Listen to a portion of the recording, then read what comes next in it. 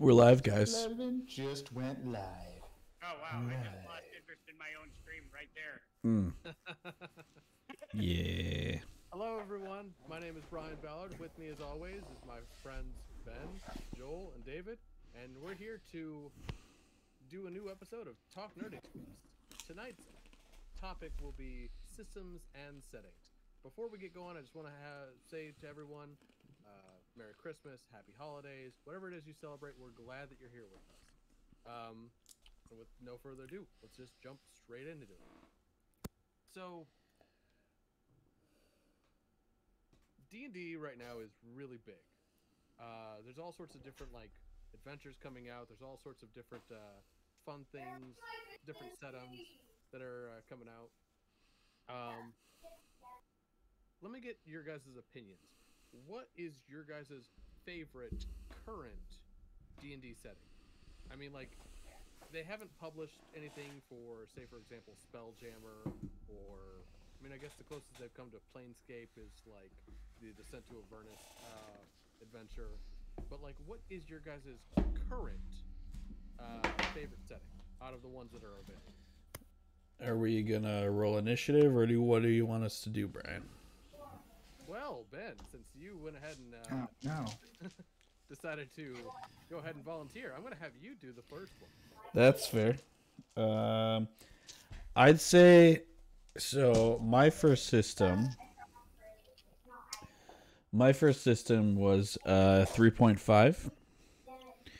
And then You weren't born for any of the other. Joel, I don't know why, but you're super echoey, and I don't know why. But I would say my favorite system, at least at this point, is 5e. I meant what's your favorite setting, I guess. Oh, that's a different question. Yeah. My apologies. I said system, I meant setting. What's okay. Your favorite current setting in the 5e? Oh, in 5e. I don't know. I just my favorite one is just classic Faerun, just high fantasy, high magic. I don't need all of the steampunk stuff from Eberron. I just really like good old classic D&D. That's where I'm at right now. Right on. Nothing wrong with some high fantasy. How about you, Joel? What's your favorite current setting for 5e? Am I still really echoey?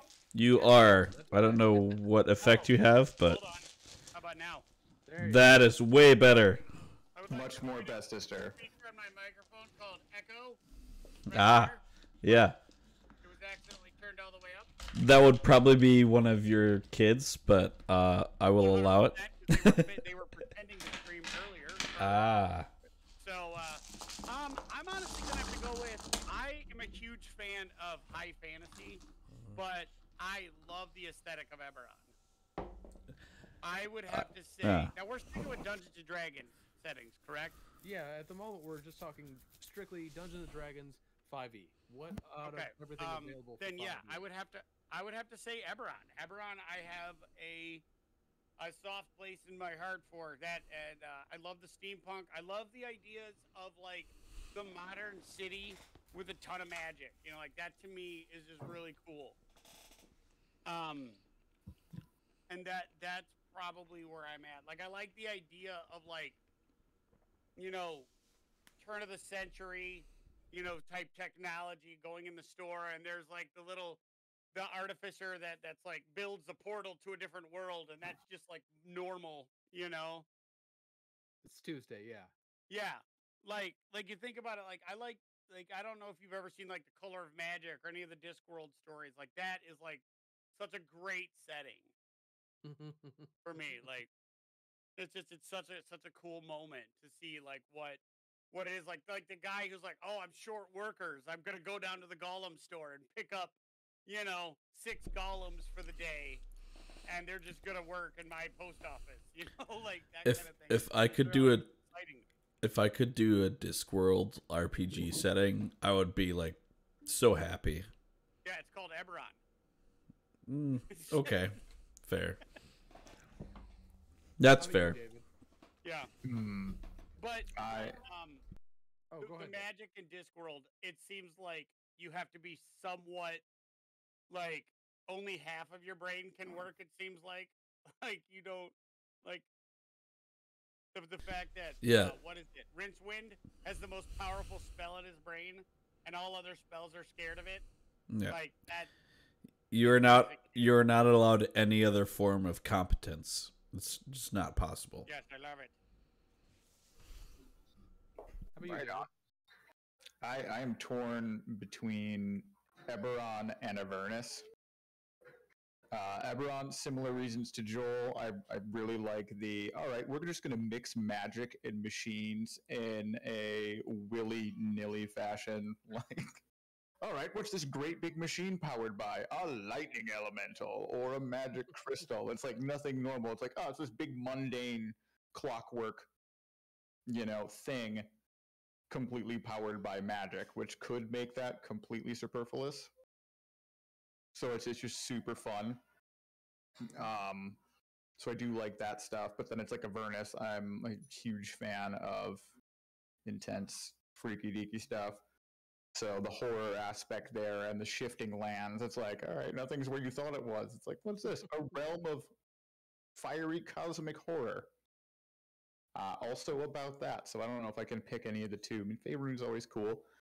I have very little experience with non-custom settings that exist in Magic other than that, but yeah, it's tie between Avernus and Eberron.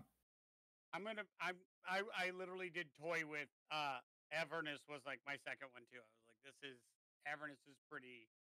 I have a soft spot for Avernus. Like we had started running Descent to Avernus, and then the gaming group kind of fell apart. I would love to finish that one because we just got right to the sweet spot of it, you know. But yeah, I agree with David. Like what it is the unpredictability of like the places, like the mixing of the machine and the magic, or like you're just in high infernal, you know, like you're in the abyss, or these places where like even the rules of physics like that would exist in Faerun don't kind of apply. Yeah, So time like works differently and all that. yeah, like it could just be weird. I remember when I was running, I did a one shot where like for some reason um like you moved differently. Like it was like one step could be 100 feet, or like notes that, or like you could walk 100 paces and it'd be like one step. It was just everything was weird, and the mechanics of that was so fun. But I incorporated it into our Descent to Avernus game, and nobody thought anything about it. They're just like, yeah, of course that happened. Like, why wouldn't it? You know, and it's that level of freedom where people are just like, yeah, of course that's why that was a thing. Right. It was like the Matrix. If you believe it hard enough, it works that way. Like, Yeah. all right, fine. I'll do with it. Right, but like when you're playing like something in like Faerun, or like the Prime Material plane, or like the games like Call of Cthulhu, or even the games like the World of Darkness games, or Conan, or any of the stuff that's set in a world that you can like wrap your head around. Like I've never been to a high magic setting, obviously, but like I can imagine a pseudo medieval town where there's like magic here and there, you know.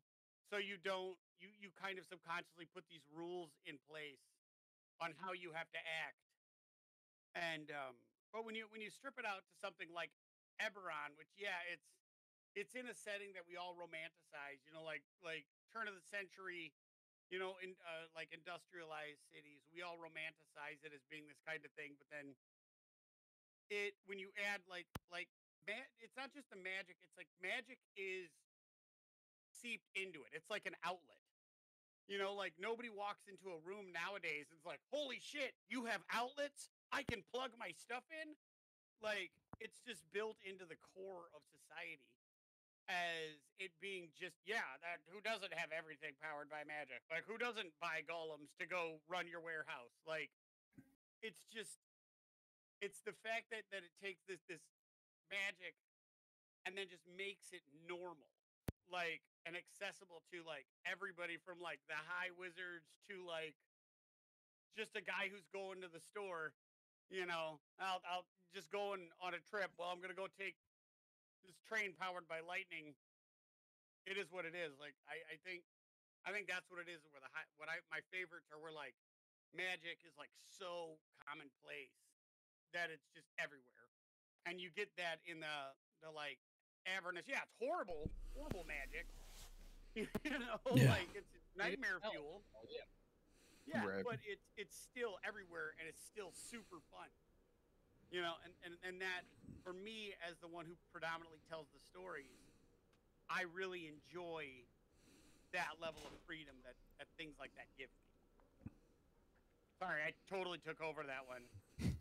You're good. And Don't worry about it. you guys were laughing when I was like, I don't have anything to contribute to this. Yeah. Now you're like, I was like, that's why I said you were full of shit earlier, but you're like, I'm gonna be boring because I don't have anything to say. I'm like, bullshit, Joel. You got plenty of shit to say. Today, Magic the Gathering. I'm wearing. Oh, there it is. Yeah, look at it. Noise. You could all realize I am a blue Magic player, and you hate me. You're the Except worst. for Brian, who's a dick. I've never beaten Brian Ballard one time with Magic, and he makes decks based off a whim. I'm gonna make a deck based on turtles. What?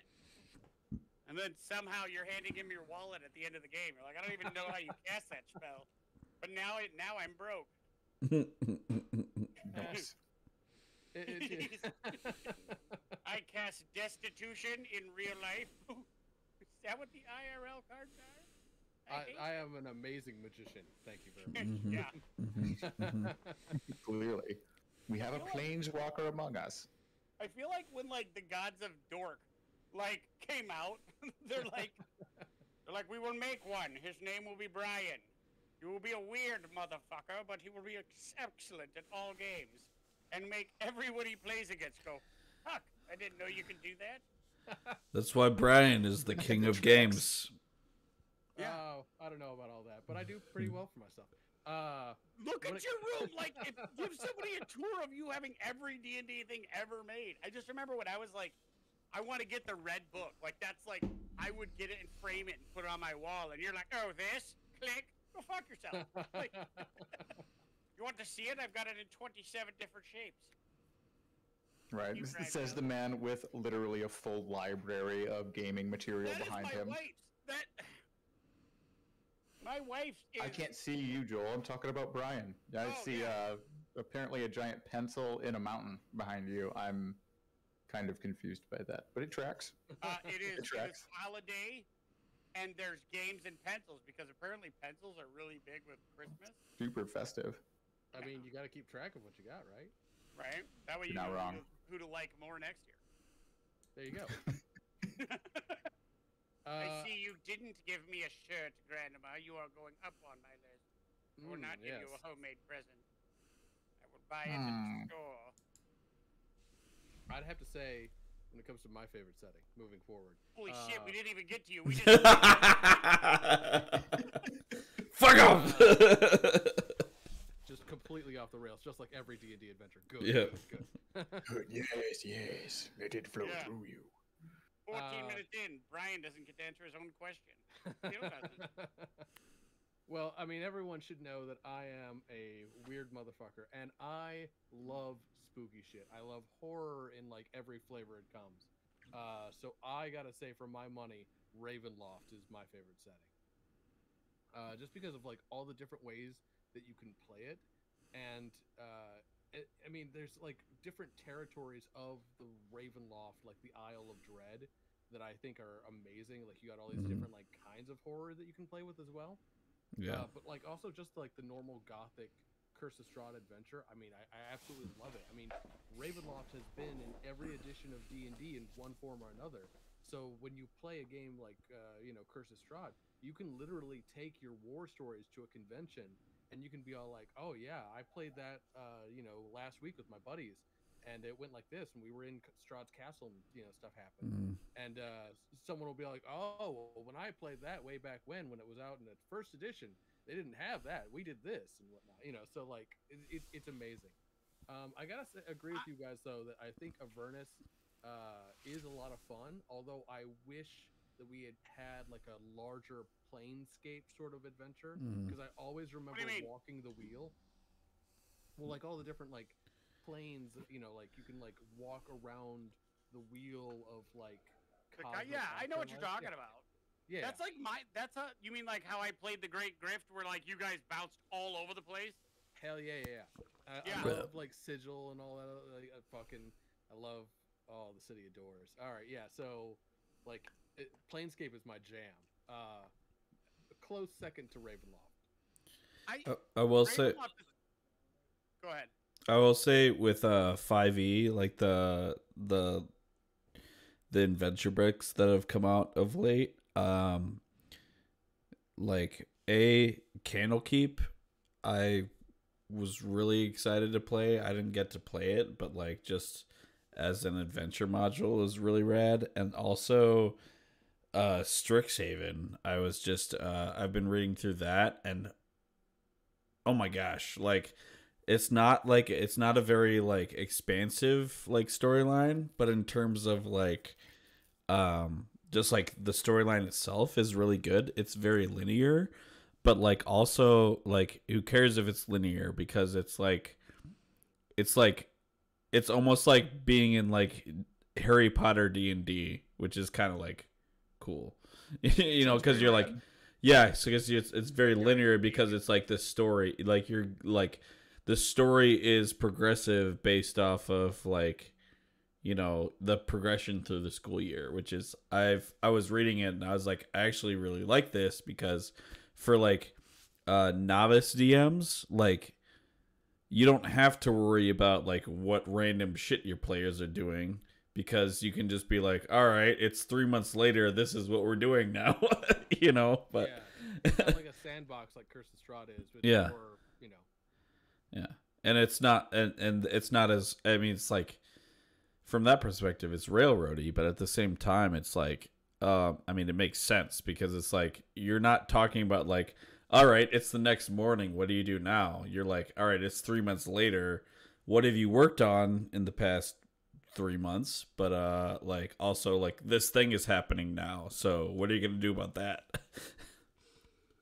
It's funny you mentioned Ravenloft, because like I mean, at your table at your house, like that's what I cut my teeth on. That was the first Dungeons and Dragons campaign I played, and I remember feeling a little overwhelmed with like the options to go to what is it, Valakia, Velocity, and yeah, Valaki, and like Barovia, and all these, and like trying to keep track of them. I was like, holy shit, I'll never do this. Like, I would love to go revisit Curse of Strahd, like as a more seasoned player, like an experienced DM, and like see how I'm gonna go. Because I remember like my first interaction where like I'm like, all right, my character does drugs. I don't know how to interact. And it was just this awkward thing between me and Sam, where she's like asking me questions. I'm like, I don't know. Do I act like I'm super? I had no clue. And like, but like I remember the feelings of, like being so excited, but like at the same time, like no clue what the hell I'm doing. And it's funny to think about it. Like I would love to revisit it as somebody who knows a little bit more, like been around the table a little bit more, so to speak. Not to mention, this time you could actually start Ravenloft from the beginning, as opposed to Right, like kind or of. I could run it. Oh yeah, that's true too. Yeah, maybe my mentor will sit on the other side of the screen and be like, let me ruin this now. I'd love to. A horrible idea. What time? Right. Honestly, like, there's so many things that like now we've got a consistent group that like, and we've all built it in. Like, this is, I think, we as players, like even before the stream and all the other stuff, like this, our quartet has become very privileged in the fact that we have prioritized like this time is game time. We all have busy lives, we all do stuff, but like this is the time we look forward to. This is where we play. We don't miss it. We know it's going. I mean, yeah, we got holidays, and we got like with my wedding coming up, and like schedules moving, and we'll get back to a more routine. But I mean, like I remember Wednesday, 6:30, 7 o'clock. Like I'm like, I'm piling my snacks up at the table, like making sure my I'm computer's running. lining up my beers. No, I'm kidding. Right. Like we're literally like we're here to play. Ben's like, I'm gonna see what I can do. Like you guys would like have your secret meeting on how you're gonna fuck with whatever I come up with. No, let's be real. There is no secret meeting. That is on the fly. We fuck with you. There's no. That's all that's energy we got going on. That's the energy, Joel. I gotta disagree, Ben, because remember, me and you were talking like at Joel's like wedding dinner about. See, we haven't played since then. That was kind of a secret meeting. So we haven't played since then. So before this. So clandestine, it left me out. I feel left out. Yeah. Well. I'm gonna go cry now. Okay, go blame Isaiah for that one, but no. Right. No. Yeah, blame the 6-year-old with COVID. So we did. That was literally like that tone for like whatever. Like one thing I was like, please don't happen. I was like, I got nothing. But yeah, it was a good ceremony, and it was beautiful. I am now. It was great. Married. Look at it. Nice. Which my wife now says that it's funny because she's like, oh, you're extra. Because I don't know if you can see it, but like my ring is blending into the background so you can't see it. Phantom ring. Yeah, it's a ghost ring. Hold on, I'll turn the background off. That's pretty cool. I wish I had a ghost ring. Yeah. Also, please see my hand-forged bottle opener. Because I'm extra like that. So, Joel, speaking of your wedding and whatnot. All right, yeah. See, look. I don't know if you can see it, but it's a blue tungsten like dragon scale ring. Oh, nice. Yeah, it's Dragon like stuff, man. It's got like these little. I don't know if it'll get in focus. It's not. It's working, but it's just not giving a fuck. It's not caring about the right thing. It's a nice ring. I saw it. But good ring. It was. She's like, you're extra for buying this ring, and I was like, oh, cool. And then she's like, she bought 2 rings. She's got a going out ring and a regular ring. Like, this is my simple ring. This is my flaunted ring. I'm like, and I'm extra. And this ring cost like 1/3 of the least expensive ring she bought. I'm like, how am I extra when yours is literally 3 times more than mine? And she just looks at me and it's like, and somehow that answer. Joel, the answer is penis. Yeah, that's not the answer, Ben. That's never the answer. I'm pretty sure that's the answer. No. Mm-hmm. No, that's not. Yeah, you have a non-mundane colored ring. Have I been misled? All right. I feel like Brian has way more questions for us, and we've just like trampled all over the first one. So Probably refrain from butt talk when we could talk about games. yes. Well, I feel like this tradition right now with the group is whoever the game master is gets thrown wildly off course, and this time it's Brian, and it's not the game, and it still gets thrown wildly off course. It's just like how this group works. It's part of the Wouldn't course. have it any other way. Brian's like, do I need to show my table management skills right now? And next thing you know, we're all writing checks to him. You're like, I don't know how this always happened. Do I need to smack a bitch? Just waiting for I will smack a bitch. Right. Jumping forward, of the stuff that hasn't been put out into the 5th edition world just yet, or anything third party, what is your guys' favorite setting if we were to include all of that? What do you mean? Like, for example, Modifius Publishing created an adventure specifically called Odyssey of the Dragon Lords, which it mixes like You the had high me at fantasy. Dragon Lord. I just like the name. Get this. It's, Yeah, you don't even need to keep using words. I'm good. It's an ancient Greek kind of like mythology setting where like you actually have like, you know, these Herculean or like, you know, the Odyssean kind of like rogue tricksters and whatnot. And then you're basically fighting gods and whatnot. It's great. Okay. But that's a third party setting. Same thing for like the Humblewood campaign. where you're all playing like different like bird and animal creatures. Mm-hmm. Those are both third party, so I wouldn't consider them part of like the normal D&D spectrum. Did we do a Humblewood campaign, or did we just talk about it? No, We Brian talked about just it an awful lot. Brian We just talked about added it. them in. Yeah. And then I brought in like No, Captain I'm saying. Blacktown. Craw. Okay, that's right.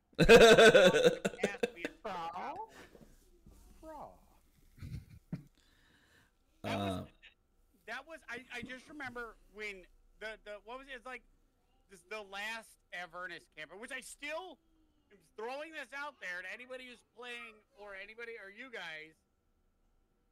We still need to finish Avernus. Like I'm just saying, we're level 6. We just got into Avernus. Like, come on, let's get your shit out, dust off your characters and your dice, and let's fucking finish that campaign. We do have somebody watching who might join back in, but we'll see. I don't care. Let's get it going. Let's get it in there. Alex, if you were watching, get on right now with your character. Fuck this. We'll start Avernus. No, I'm joking.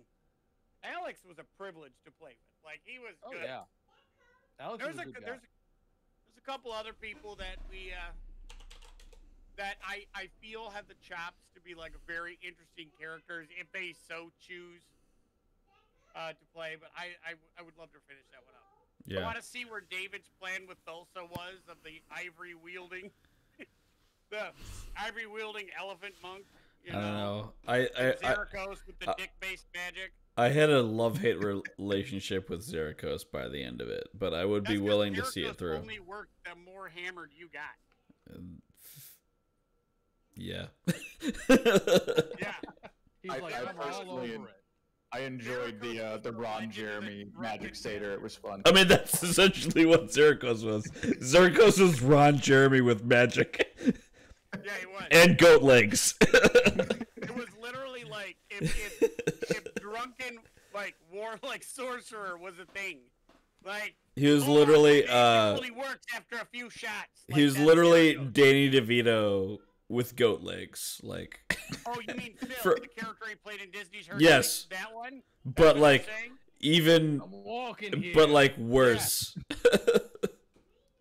Like he's like it was like if Phil and Danny DeVito from It's Always Sunny got like that's what Zerikos was. So then I started blasting. Yeah. So anyway, the most beautiful flipper child. Dude, it's bad shit. Once you fell into Zerikos properly, like you that's one of my Alex is willing to return to Avernus from the appearance of the chat, FYI. So I would be thrilled. I will allow retooling because we lost a lot of characters, so you guys can make whatever you want. Change it up. Oh, we get some extra goodies. Excellent. Except for David, he cannot chase Thulsa whatsoever because he was. I don't want to. I love Thulsa. I'd have to bring in a completely different character because I retired Captain Blacktail. You did. Yeah, Captain Blacktail has ended his arc. He has. True. He went back to the wood. He went back to the wood. That is correct. Mm-hmm. Anyway, I forgot the original question. Brian, I'm sorry. I believe it was any D&D setting, including third-party materials. I would say one of my favorite like RP settings has been Call of Cthulhu. Just maybe I don't know if it's the system and the setting combined, but I find that like sort of like noir setting to be really fun. Maybe it's because it's like I had a character that I really like did well with, but that first Call of Cthulhu campaign that we did like way back in the day, Brian, of when everybody took COVID super serious. Yeah, right. Like we cannot go outside, so we must play RPGs on the computer. Germs outside. I can't There's a penguin. Alex says his favorite system is Shadowrun, FYI. Why But don't we just have Alex jump on here? I'm just gonna say, I'm Alex. opposed. Thank you. I'm just gonna say, Alex, get on here. Right? Like I am Hold on, unopposed to Brian, Alex are you coming. okay with- you cool with that or no? Yeah. Group Shit. vote yes. Group vote yes. Alex All right, is good people. he's already Anyway, on here. Sorry, Brian, go ahead. Next question. Okay. We got distracted, and then we went on to Vernus, and then we just lost it. Yeah, it's okay. Don't worry. And then we talked about Call of Cthulhu, which really I think Call of Cthulhu is what brought us all together. Yep. Yeah, that is definitely the point where we like turned the corner. Yeah. Mm-hmm. Yeah, I think Call of Cthulhu is a great game as far as the systems goes.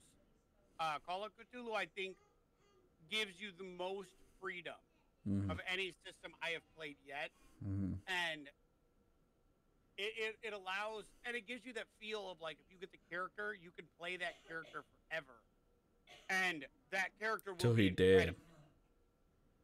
You know, that's the thing I love about Call of Cthulhu over every other system, because like,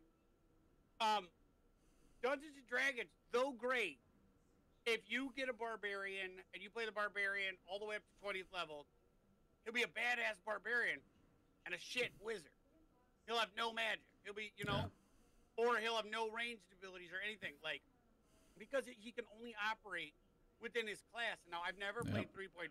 Like, as far as everybody's concerned, I am the youngest RPG player in the group. Like, the time I've played at the table is far less than everybody else's. I mean, I threw myself in with like a possessed abandon when I was able to, but like, I've never got to experience the versatility of like 3.5 or any of that. But like Call of Cthulhu to me lets you think like if you want to play this character, that character can literally become anything. And yeah, he's going to get predisposed to one thing or another, but the learning curve. Where like you can go to school and be like, okay, we got like a month downtime. Cool, I'm gonna go take marksmanship classes because I suck with a gun. I'm going back with a 20 in gun, so now you're like better capable of doing things. Oh, Like that was really an interesting situation. Alex. The Alex man cometh. Hello, friends. Hi We there. are doing Talk Nerdy, and we brought your name up like so many times it became uncomfortable. So. Fair enough. Why don't you go ahead Brian and is- introduce everyone to yourself, since it is your first time. Well, I'm Alex. I gonna do a shameless plug here. I am also a streamer. Big Alex24 in the chat. Yeah. I have played with them a numerous number of times. I've played a whole bunch of different systems, from Shadowrun to 5th edition to 3rd edition to Pathfinder to Call of Cthulhu to just a whole bunch of stuff. And that's pretty much me. I'm a nerd and do a bunch of stuff. Nice. Alex, since you're jumping in here, I want to give you the first crack at this new question. Okay. You've played a lot of different stuff over the years, as you just mentioned. Is there a specific mechanic from D&D that you would like to be in other games, or is there a particular mechanic from a different kind of system that you would like to be applied to Dungeons and Dragons? And if so, what is that mechanic? Are we talking dice mechanics or Game mechanic in general, sort of thing. I really enjoyed in Shadowrun, it's a D6 system. And you would like to basically take like D&D back to like the single dice days sort of thing. pretty much. I really I enjoy the roll, like D20 and like all of that stuff, but there's something super satisfying about like rolling 36 D6s and then having to count them and then like having dice explode like in Shadowrun, and just having that massive roll. It's just awkwardly satisfying. It does take up a lot more time, and I understand why they switched from it, but I really enjoyed that. Right on. David, we're gonna go to you. What about you? Is there a particular mechanic you really like in D&D that you switch out into other games, or is there maybe like a reverse sort of thing? Honestly, to kick a dead horse some more, going back to Call of Cthulhu, the game mechanic I like from that would like to import to D&D is that you can get better at any skill just by succeeding at it. So it's like Brain and whatnot. yeah, I mean, I did a lot of weird out of character stuff in that campaign setting, and it's like I just got really good at things because I was persistent and kept trying at it. So it's like it made no sense for the character, but was very entertaining. You mean So like I think that could make guy who was a master hypnotist? yes, master hypnotist, shell shocked like World War I veteran, has no business knowing how to hypnotize people or anything about psychology. He's like, it'd be a terrible trope, but basically he's like a homeless veteran who is now a psychiatric hypnotist wizard. Did we So, I ever mean, actually establish it worked what that out. character did in the war? Like, because it's No. possible maybe he was like, some sort of like. we didn't. He was He just. might have been a hypnotist. he- I don't know. I think he was literally just batshit crazy. Yeah, pretty much. By the time he enters the scene, he is so was disheveled it? that he just steals all the food while no one's looking most of the time. Was it like something McCraggan's? I can't remember his full Lenny name. McCraggins. There it was. He's just, that's your job in the war. He's like, fuck 'em Procurement. up. Early psyops. Yeah. How about you, Ben? What was your what's your favorite mechanic that either you'd want to bring from D&D or to D&D? I think one fun thing that was like I did that was in Call of Cthulhu was like that sanity was like the whole like sanity mechanic. The other one thing is I feel like skill progression in D&D in 5e at least is like very stagnant, and it's like I just like I think it's just like a carryover. They wanted to simplify it from like I remember in 3.5 you could like level things up based off of like what points you had, but like in 5e it was like, oh, you could just certain classes could increase their skills, but like other ones it was just like, all right, you picked these at first level, now it's whatever you picked back then that's what it is now. Like you can't really increase your skills beyond that, which I think it'd be nice in 5e if you got more skill progression options beyond feats and stuff, which would be cool. But Right. Yeah. You guys are gonna laugh at me for this one, but like it is the absolute God's honest truth. One of my favorite mechanics from any RPG that I want to bring over into other RPGs is actually from the My Little Pony Tales of Equestria setting, and it's produced by River Horse Studios. It's called Tokens of Friendship, and it is a great mechanic where basically you give everyone at the table.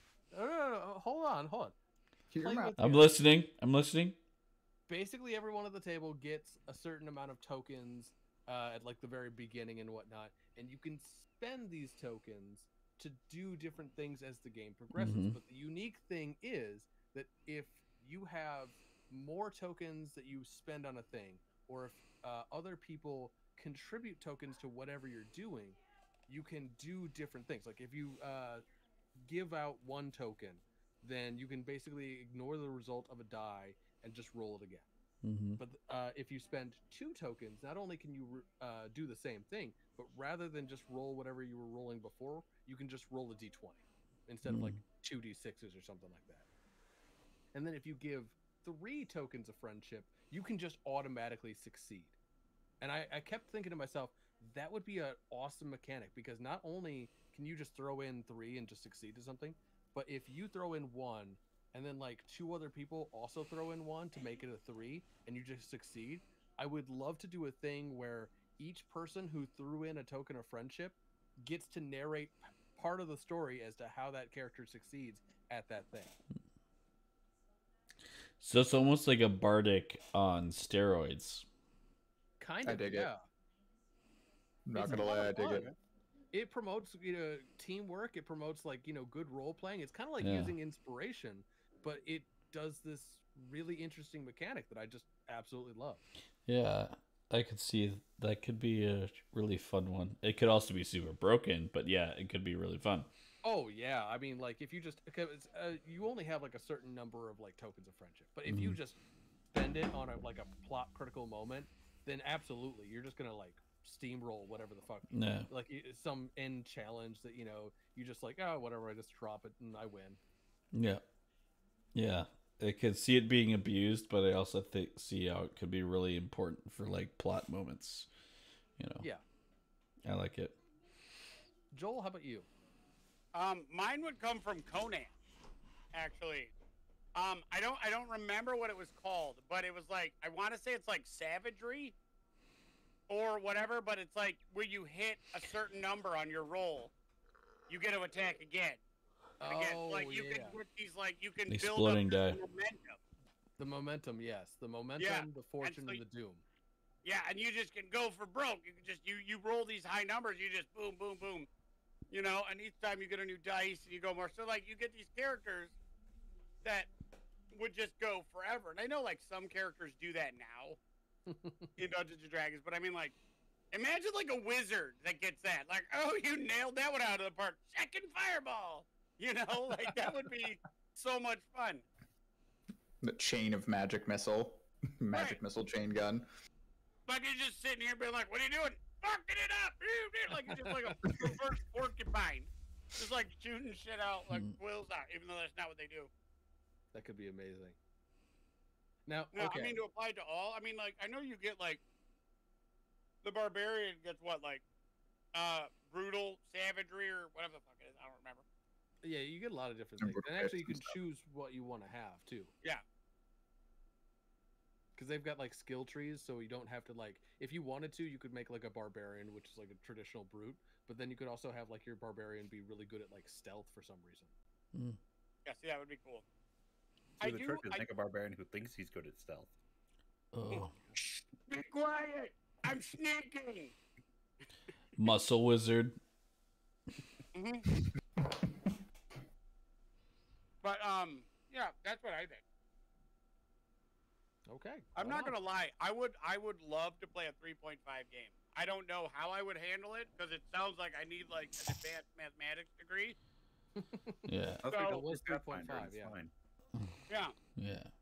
Well, honestly, if you're gonna play a 3.5 game, I would just recommend to play like a first edition Pathfinder game, because they cleaned it up so well, but kept basically everything that made it 3.5. Do any of you know the game? Yet to play Dungeon Pathfinder. Sorry, which game? It's a computer game. It's a PC game called Dungeon Siege. Have any of you heard of it? Yeah, Nope. glorious. It's They made pretty movies out of it. They made movies out of it. Jason Statham. It's awesome. Yeah. It basically it always starts out of the same thing. You're like this nobody, like tending his farm and goblins attack, and you can like throw rocks at him or hit him with a stick. And as you're like throwing the rocks, you're better at range. Your ranged ability goes up. As you hit him with the stick, you're better at hitting with sticks goes up. And like as you learn these skills by doing. So by the end you get like if you find a magic. Like you could find like a book with a spell in it. You'll learn it. Now you can throw a fireball. Only whatever you learn. And it's I love those type of games where like you're just like a nobody, and then like you just wake up. You're like, oh, I need to go out and hit stuff with sticks, because I need to help my family or fight off this guy who's stealing my turnips. And so you become like slightly better. Then you get a better stick. Then it turns into a cudgel. Then a mace. Then a sword. Then and by the end of the game, you're like this like fencing master. I love those. I love like so Pathfinder. If that is truly what it is, I would love it. Actually, what you would really probably like is you would probably like the game RuneQuest, which is also produced by the same people who do Call of Cthulhu. It's basically their spin on high fantasy. So like you can actually do things where it's all like, oh yeah, I'm a fighter and whatnot, and I hit stuff, and every time I hit stuff, you know, I get better at hitting stuff. Or every time I do magic, I get better at magic. Sounds like we need a playtest, Brian. Well, you know, you can go to Chaosium right now, and you can. No, I don't have a code. Chaosium, please sponsor me. Man. You haven't shilled your dice yet today. What are you doing? Oh, I know. It's coming. Oh. But you'll never know when. We got some good stuff this month because of Christmas. Oh yeah. Tabletop Loot, you know, they got their monthly dice bag. I got some like sick like little metal dice, like these ones. Yes, the mini metals. Yeah, they're pretty rad. Just like kind of just like a matte metal die. I was really excited about them. You won't be able to use this if you do their monthly subscription, but Brian can tell you the discount code if you get anything else on their site. That's right. You can go to Tabletop Loot right now, and you can buy any set of dice that they have on their site and get 15% off your order when you use the code NOL15. That's NOL15 at checkout, and you can get 15% off any set of dice you order from them. TabletopLoot.com. I've been happy with every single subscription box I've had so far. So. And I have been impressed with every single shield that Brian has done. Chaosium, please sponsor me. Anyway, Just not Ben. He's like, and I got this new custom artwork that is, it's just tabletoploot.com. And then your phone number. I mean, I ought to give them my phone number. We got to do like a collaboration at some point. Then you stand up and drop your pants and it's Wizards of the Coast with the phone number. I'm like, ah! Damn it, Joel. You're like, I sent you my resume. Actually, you know what? Let's go to the mailbag first before we go on to the next topic, because I haven't checked that in a little bit. Let's see here. If you want to be part of the action and mail us your questions or your comments, you can find our mailing address, which is NOL talknerdy@gmail.com. And the first thing we have in the mailbag is from Scarlet Seductress. She says, where did you guys get the ideas for your characters?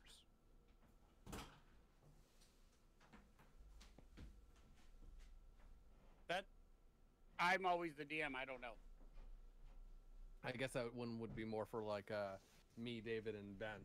David, where did you get the idea for your current character? I think it all started when Joel said that I should have a character that rides a chicken. And that just got the wheels turning in a weird direction, and I wanted to do a silly yet somewhat serious, fun character. And I'm like, all right, I've heard of gnome barbarians. There's not a ton of them. They are around. And I wanted to put my own spin on that. So I just kind of grew pretty organically from there. I'm like, how can I make this more interesting without being a try-hard or it being terrible, and trying to like walk that tightrope. So it turned into a barbarian mercenary who rides a battle turkey. I remember when I had said that it'd be really funny if your character was like unnecessarily suspicious. And you're like, perfect. And then you just outed with the Yuan Ti thing in the game. And I just remember my reactions. Like when you're like, I want to know if he's a Yuan Ti. And that was a very legitimate reaction of, what?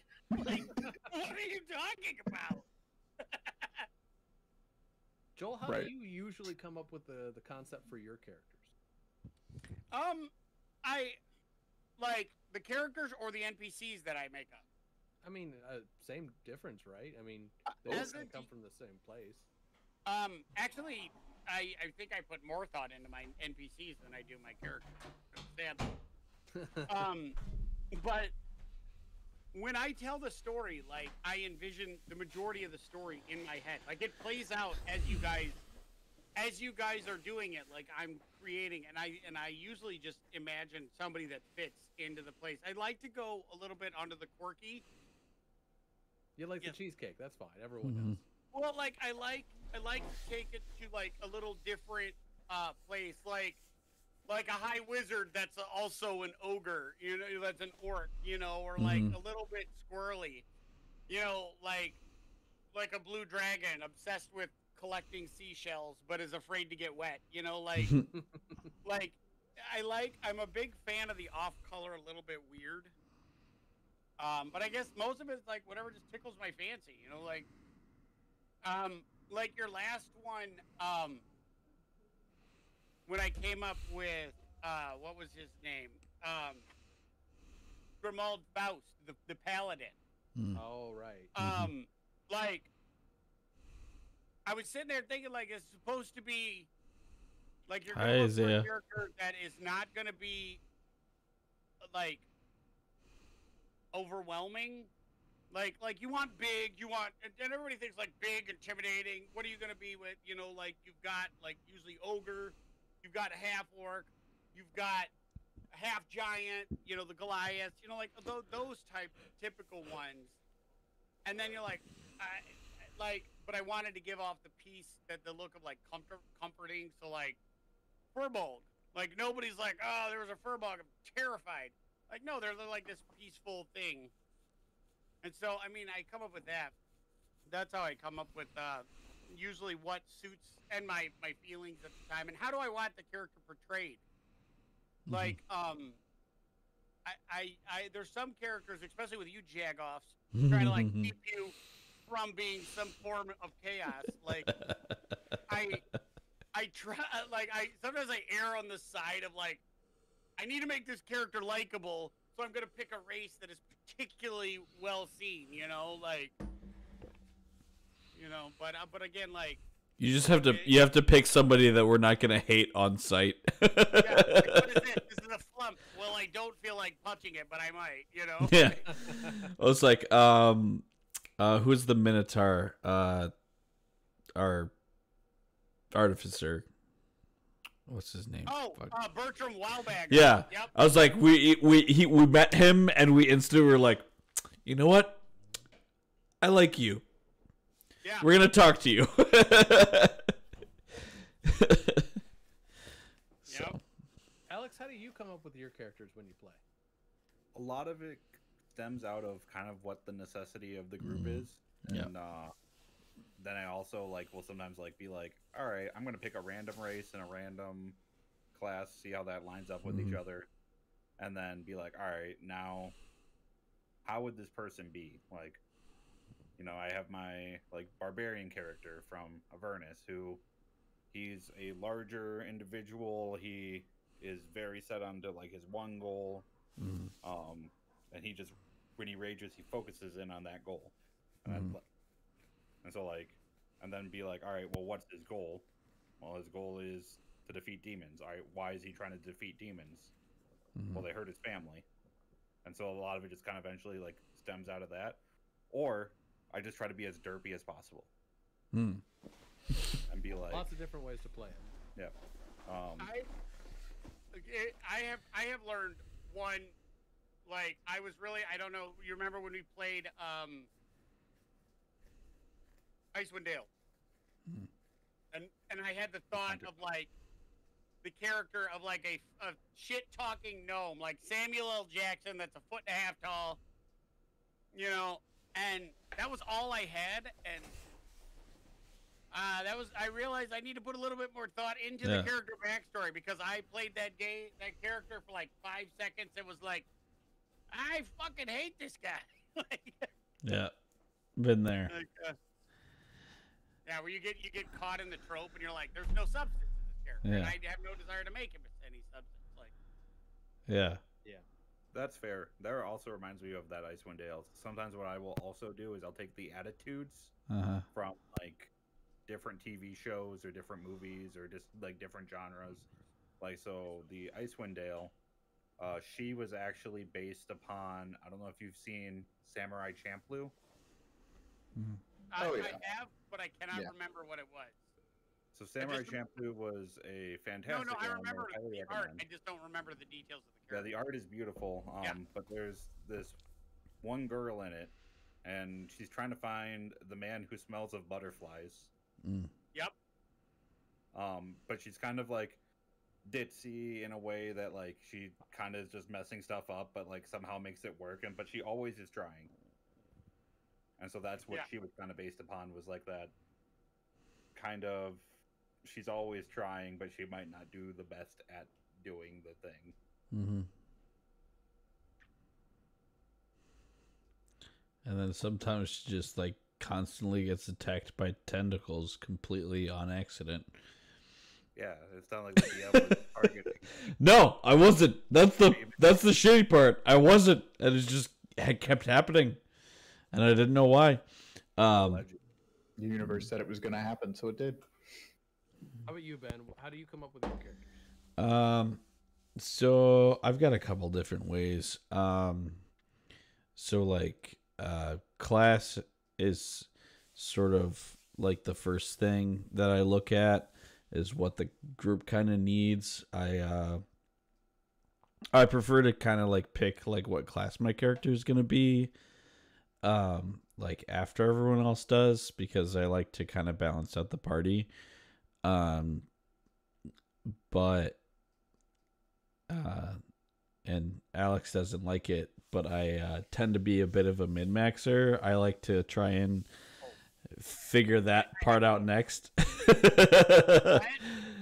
I like to make my character as optimal as possible for the situations that I think they're going to be in. But I would say, like, it's probably a downfall of mine. Like the last thing I look at is like what the character. I basically build the character for the campaign, and then I create the backstory, which I probably shouldn't do, but it's what I do, because that's. I do. I never do a backstory. Yeah. I just make that shit up as I go. Yeah, and then like I try and talk to the DM, and I'm like, hey, what can you tell me about what's going on in the campaign, so that I can like make a backstory to like fit that. And he goes, I don't know, do whatever the fuck you want. And so that's kind of not like me at all. Yeah. Shut up. So my big thing is I create, so like I said, I figure out what class I'm playing as. From that I figure out kind of like what the character is going to be based off of what role they're going to need to fill. And the next thing I do is I try and figure out what I'd say I try and figure out a concept. So like I don't necessarily try to build a backstory for my character. I try and figure out a concept for that I can work within, so that it's as loose as possible to fit within the DM's framework. So like for instance with Ticto, I knew I just based off of what the party was going to be, I said I decided I wanted to play a wizard, and I decided I wanted to play a chronology wizard. So I kind of based off that, I wanted kind of an eccentric gnome character that was just kind of like a little bit chaotic, but I know it's like I don't like to like hem my characters in, just based off of experience. I don't like to like just like decide this is what my character is going to be, because I don't want to create party friction. I want to create a character that is able to work within, like, with the other people within the party. So like I'm not going to create a character that's like like a super angsty paladin with up against some with like a chaotic evil rogue and like a crazy other character. I like to just play off that. So I knew I was going to be a gnome. I knew I was going to be wizard. I knew he was going to be a little eccentric, and I worked off it from there. I don't have like a. I'm really bad at creating like a full-on backstory for my characters. I don't know if that makes sense, but that's Yeah, it makes sense. yeah. All right. Moving along. Third-party material. Love it. I like. Sorry, I just He wanna didn't jump state in. his question yet, Joel. Let him finish. Sorry, No. Sorry. Joel, go ahead. Why do you love third-party material? because like, for example, like obviously we use D&D Beyond a lot when we play our game, and I have access to all of the core material that is available. Right? Like I bought all of it because of course I would, and so so like you get an idea and you're like, well, what is this? And you can look it up really quick, you know, like you could be like, I'm an Aarakocra. I'm like, all right, cool, this is what you're gonna be, and you can like look it up. Third party material is, for one, it's everywhere. It's so much stuff, and you have no idea what's coming from it. You know, like you there's Jubilexians, like that's third party. You get off the DM's Guild, and like they're oozes that can look like people. Like, that's awesome. How the fuck do you DM stuff like that? And it really keeps you on your toes where somebody's like, can I do third-party material? And you're like, absolutely. And then somebody just throws some weird-ass shit out. And you're just like, the fuck? Like, now I've got to deal with this. And it's so, as the DM, it keeps you on your toes. Like, to figure out how you're going to take it. To me, it adds a variety of the randomness, and it brings the player creativity. Like, nothing is cooler to me as the storyteller to have somebody come up and be like, okay, hear me out. I've got an idea for a weapon or an artifact I made or this character that I've been thinking about, you know, like, what about my character's a mimic? And you're like, what? Continue? Like, you know, like, Go on. Yeah, and it's just the weirdness that allows with third party is it allows my world that I'm trying to build for everybody to be so much bigger and so much more like I want to go on the journey too. Like I want to know what's happening, and as the DM you run everything. So like your sense of surprise comes from, you know, your players and how much agency and control you give over to your players. I myself prefer to give a lot of control to the players so we can organically build the story based off their actions, as opposed to me being like, you know, we're going to go to this town. I'm like, cool, they're all the same town anyway. I don't care.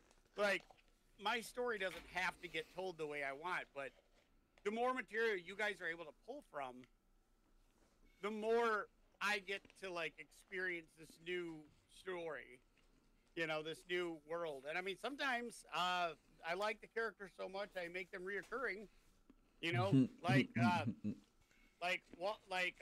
the character from when we played at Secret, Tim Tom Tummy Tap, you know, and then my absolute favorite is Stanley that pops up literally everywhere, you know. Third party is like it's kind of like shading in a picture, you know, like it adds depth. And I love it. Like, and not saying like I couldn't do a great game with just regular the core material on what Wizards of the Coast has created, but I mean, all those books have nothing compared to what like people have created over what the 30 some years, 40 years that D&D's been being played. Mm-hmm. Like, no, if you got a third party, bring that shit to my table. Let's tell a new story, you know. So, I'm all for it. I'm actually going to play the bad guy on this one, only because I want to give a different perspective. Because while I agree with pretty much everything you said there is a few reasons I think that, you know, a person might not like a third-party material at the table. Like, for example, most third-party material is like super not play tested. So there's always that like chance that you'll run across something that is just unbelievably broken, like unapologetically broken, and you like don't that- know that, and when you jump into it. Like that time we played a blood hunter and he died every 8 steps. I mean, yeah, there was that. But oh, you took 5 steps, blood hunter dead. Great. Yeah. But also beyond that, like I'm a big fan of like taking games to conventions and whatnot. And when you get to like a convention setting, or when you go to like your local game store or whatnot, a lot of those places don't allow you to have third-party material like at all. So if you're bringing a character who's already like certified by, say for example, Dungeons and Dragons, like the official play or whatnot, but they've got like a third-party item, you can't play that character unless you get rid of that third-party item. And there's no compensating you for that item either. It's just like, no, you can't have it. Yeah, Right. I feel like with third party though, it also for me again. This is going back to the beginning of the conversation where I'm lucky. I've got a steady trio of people that are willing to play every single week at the same time. I know you're here for the game, and if it doesn't work, if your idea doesn't work, you're not gonna lie. Like I never have to worry about any of you guys being like, "What'd you roll?" And you're looking at a 2, and you look at me dead in the face, and they're like, 17, and I'm like, right. Like I don't. The trust you have in your players also directly impacts like how much fun you're gonna have. If somebody brings, non-canon material, somebody brings in a third-party material, like, because if I knew you were a bullshitter and you would constantly lie about your rolls, no, you're gonna play something traditional, because you don't know how it's gonna work. Yeah. You know.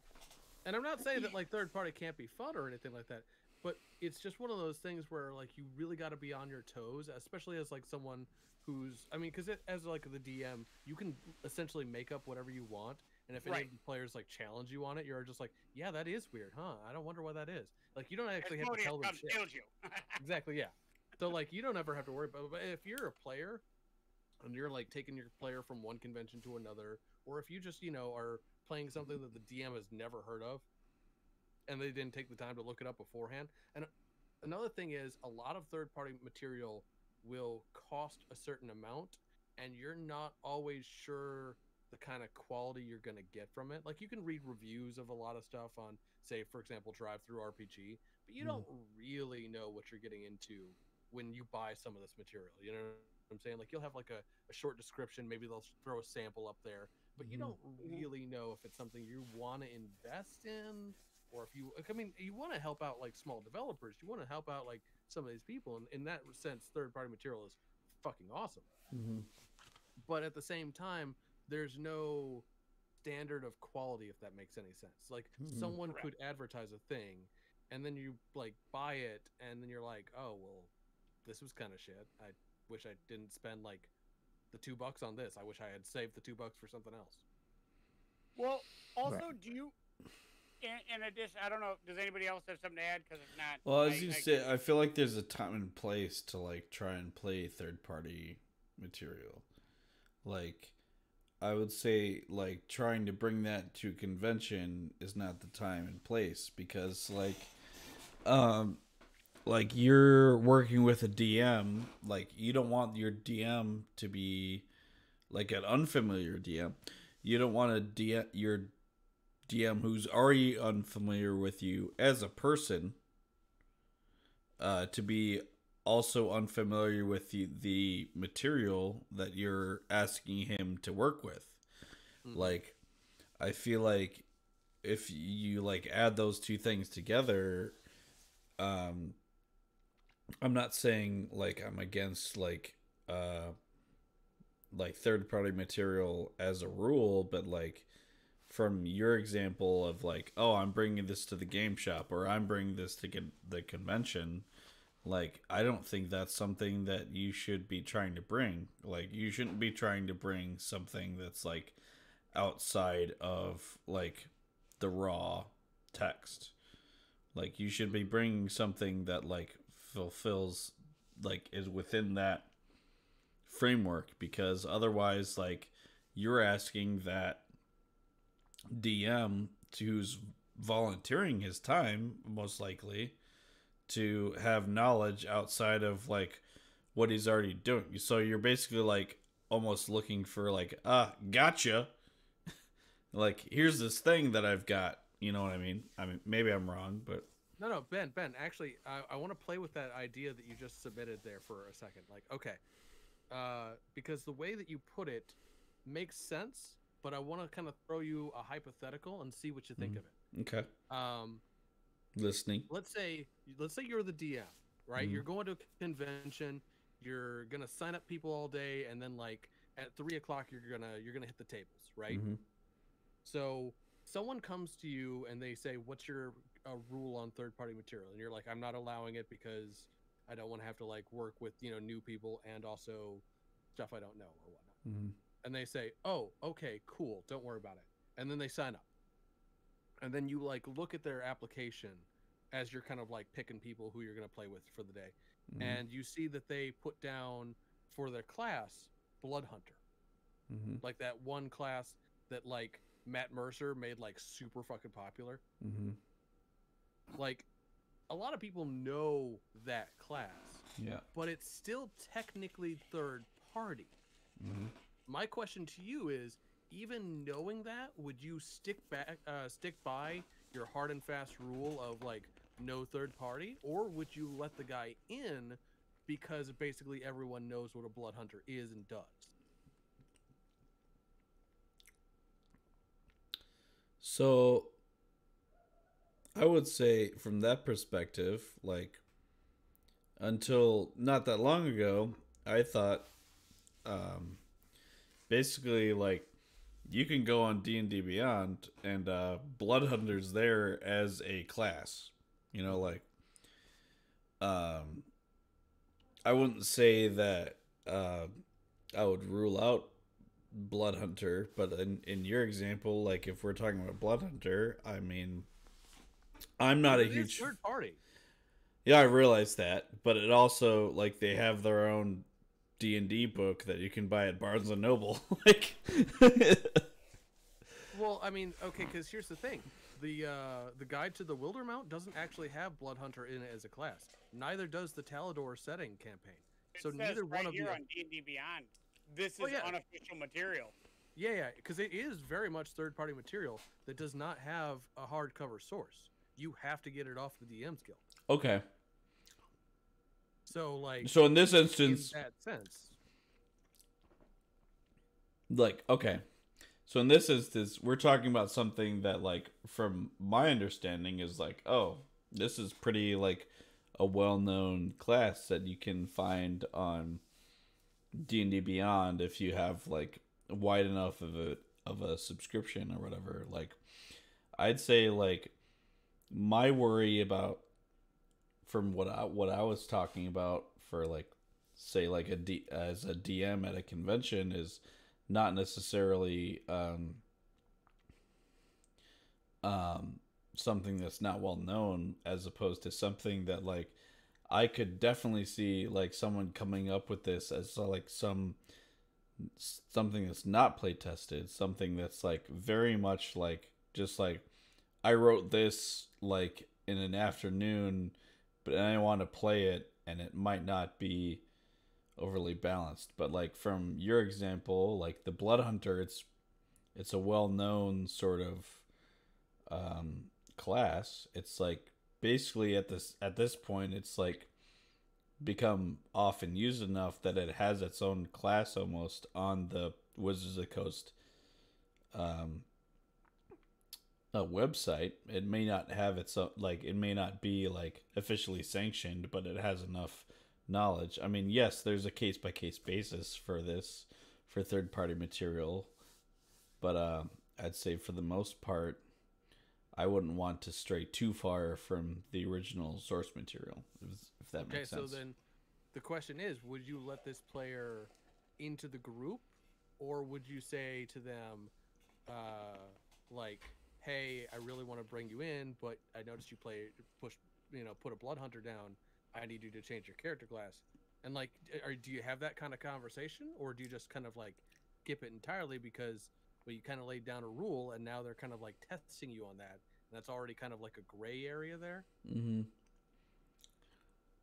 I would say, just from our previous conversation, that I wasn't even aware that was a third-party material. So, I mean, they do have, and this is getting technical here. I do think that they have Blood Hunter adversaries in the Guide to the Wildermont. mm-hmm. So it is technically there, but there is no Blood Hunter class Mm-hmm. that is not third party. You know what I'm saying? Okay. So, I'd say it might warrant conversation if they could present a good enough reason why whatever they're doing is not outside of the rule that I already put in place. But I mean, if I've already I would say if I've already said, hey, like I said, I didn't know that's not a non-third party class. From my perspective, if I can go on D&D Beyond and I've got all the books and I can pull that shit up, I was like, as far as I'm concerned, that's sanctioned. You know what I mean? But now we're getting into it being a tough question, because then there could be somebody that's like, oh, what the heck, you said that no third party, but you're letting this guy play a blood hunter. Yeah, it could cause some friction. Yeah. Alex, what do you think?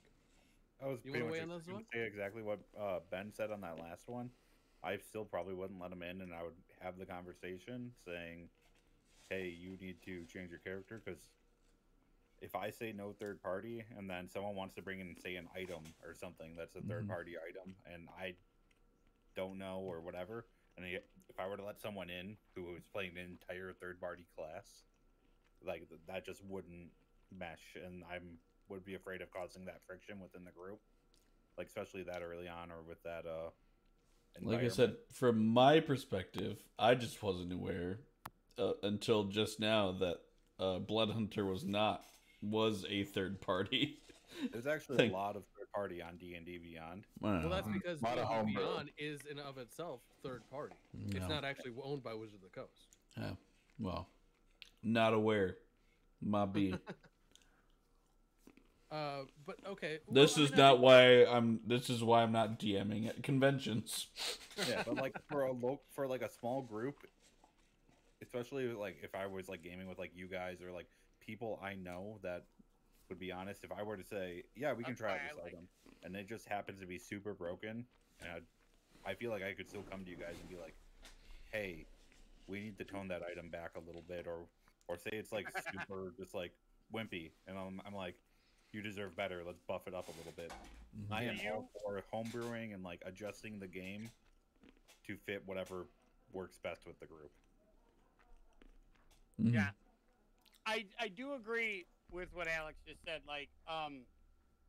When I started, I think David and Ben remember, but when I started trying to DM and playing it with the boys, I would randomly just make up stats for stuff, and they were ridiculous because I had no idea. I remember a bow that does 8d6 poison damage and gives its wielder immunity to poison. They're slaying it's insane. And we're below level 5 with just these god weapons running around, nuking everything. They're wrecking stuff all over the place. They get I killed a bone devil at 5th level, I think. Yeah, by himself. Solo. Yeah, because I was just handing it out like candy, everything. Here, you get not just resistance, immunity. It's so it became they had a blast because they're murder hobos and they're just what are you gonna do? Kill everything? Why? Because they can. Here I go killing again. But to me, it became such a frustration, and I'm so not to the children. When I play with my boys, they're so young. Who cares? What do you got? It's apocalypse nuclear bomb. what can it do? Destroy everything. You get 400 uses. You know, like You were just they don't mad at care. Golnar at the end of the day. Yeah, they want like the goal of playing with the children. Which, by the way, did find out something really awesome. It's called the Young Adventurer series, which is for little kids. I'm gonna get that for my boys, but Jim Sub, man, Jim Sub. yeah, I'm so excited for that. But when I didn't know how to give out homebrew items, it sucked. It made the game not fun at all. Yep. Like, for me, it was a slog to find out how these guys are even able to function, because, like, it's just walking around and it's just murder. Like, here's something. Whatever, I'll kill it. You know, it's a fucking dragon. 3 hits, it's dead. Yeah, you didn't even Like, get I us hate- like down to low health where we were worried. Like, Yeah. yeah. Yeah, but honestly though too is like my own error forced me to learn to play a little bit better, and to move on my feet a little bit better. But yeah, balance at the table is a thing. Like you cannot give somebody who's like the first time I didn't even like know how to roll stats, so I gave my son a D20 and he rolled like 3 20s out of 6 rolls, and so he had this character that's like a 22 strength and like a 21 intelligence, and like so he's just like basically walking outside like Chuck Norris, you know, like air, you know, doing roundhouse kicks He in the had air. stupid building stats. Yeah, he's like just walking into the room and people are like, I'll kill myself, thanks. Yep. You Put know, 'em like, into the earth. mhm. And again, I'm not against third party. I think they can be immense fun, and I love supporting smaller creators. With a trusted group. I will trusted amend group. my statement. If any of you guys come to my table, this is ask Ben whenever he's like, so my character, I'm thinking my response is always the same. I don't care. Like, I trust you. Like, I enjoy telling the story, and I trust you guys as players well enough to where if you come in and say, I've got an idea, I'm going to be like, all right. But if somebody that comes in that I know is a shadier player, or I don't know as a player at all, I'm like, I've got an idea. I'll be like, no, you don't. You're playing a bard. Here you go. You know, like, But what if it Well, was a bard that had this? No, I'm Yeah. kidding. What if it's a bard that won't give buffs or a paladin that won't heal? Get the fuck out of the table. But also is a rogue. But is also a rogue that won't sneak. A rogue that won't, or just sits on roofs brooding. He's not that kind of rogue. Dude, I'm gonna make an Assassin's Creed rogue, and he's just gonna jump from roof to roof. That's Trying to fine. roof That's assassinate better people. than the rogue we had in Icewind Dale, and the paladin that refused to use smite, though he's in fucking hell. Yeah. In Wait, Avernus. In a No, different, this might. to take a different turn on this, too. Whatever my biggest pet peeve for any system, I don't give a shit what you're playing, Conan, Call of Cthulhu, Dungeons and Dragons, whatever. I don't care. Come to the table to play. Like, I believe first and foremost is, unlike other games where if you're playing a video game by yourself, you play it how you want. Mm-hmm. If you're playing, like, if you're like doing an activity that can be done by yourself, then you have free agency to do whatever you want. Art, do it however you want. I don't care. When you play an interactive game, when you play a tabletop game, I believe that is a contract.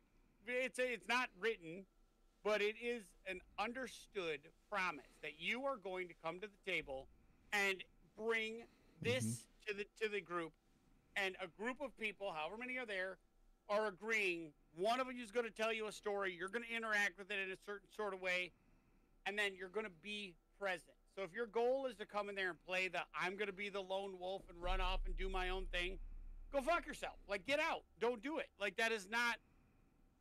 Yeah. That you're not here to do that. You know, like, if you're the character that's supposed to be the voice and you want to be the strong silent type, why the fuck did you make a character that's supposed to be that's got a, you know, like a +6 in persuasion? Like, you can't brood on sharpening your sword with a +6 to persuasion. What good are you?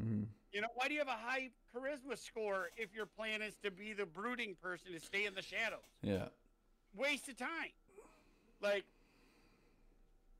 there is some things that as a DM, like I believe that we need to have the understanding that whatever you come to play, whether you made it up yourself, you got it off DM's Guild, you got it from, you know, the player's handbook, come there to play. Like that's my number one feeling. Come there to play. If you're going to be a rogue, just play a rogue. Don't play it. Don't just build yourself a rogue and decide, you know, my rogue's going to act like a fighter. No, your rogue is a rogue. Can I build a barbarian that thinks he's a rogue? Huh? A barbarian that thinks he's a rogue? Does he still act like a barbarian? I mean, kinda. He tries to do rogue things and fails. Is it for flavor or an actual mechanic? For flavor. For flavor is different. I don't care what you do for flavor. I'm talking actual game mechanics. Like, your characters are dying, and your guy's like, yeah, but I imagine being a cleric that doesn't heal. What? Yep. Why are you here? You know? Why did you pick that class? You know, like, but if you're going to be like a barbarian who's like, I'm going to sneak, and then like does some goofy stuff. No, that's the beauty of the story. I'm just imagining Kronk. But as long as he has like the making his own theme music, carrying Cusco on his back. Yeah. But as long as you know that when it's time to be a barbarian or do the role you agreed to play, you do it. I don't care what you do. Any of the other ones, just come in and fulfill the contract that you made with everybody else. The promise. You're going to be there. You're going to be present for however much time it is. That's it. Oh. Have any of you guys, are any of you guys a fan of Seth Skorkowski? I don't know who that is. Okay. He's a fantastic writer, but he also does a lot of stuff on his YouTube channel where he goes over like different adventures that he's personally run and, you know, gives you like little tips on whatnot. But he also has like a series on like philosophy of, you know, a tabletop role player. Like, you know, he has like videos dedicated to like the 5 worst kind of like player traits that, you know, someone can have, or like they make something that's, you know, super obnoxious because it's like a one-trick pony. Like you decided to do something like, oh, I'm really good at riding horses. Yeah, but how does that help us in a pirate game? That doesn't do fucking anything. You know, like that sort of shit. Anyway, he has this wonderful philosophy when it comes to the RPG social contract that everyone enters into when they sit down to the game. And I loved it so much that whenever I give like, you know, players at my table, my physical table, like, because I always give players who come to like a physical table little binders. I remember. Yeah. And crit table on the back, and I will promise to be here. Will not shit. Yep. Yeah. On the front of it, right here, this is this is the RPG social contract, and I can. Oh, that's fucking not gonna work. Maybe do the dice cam. Dice cam. Gotta switch over to the dice cam. Okay. You're just upset you can't, and then you're like, oh, my pants are off. I know. All right. My dick is out. Oh, there you go. I still can't read it, but. Well, that's because you never learned how. Oh, okay. I can read that.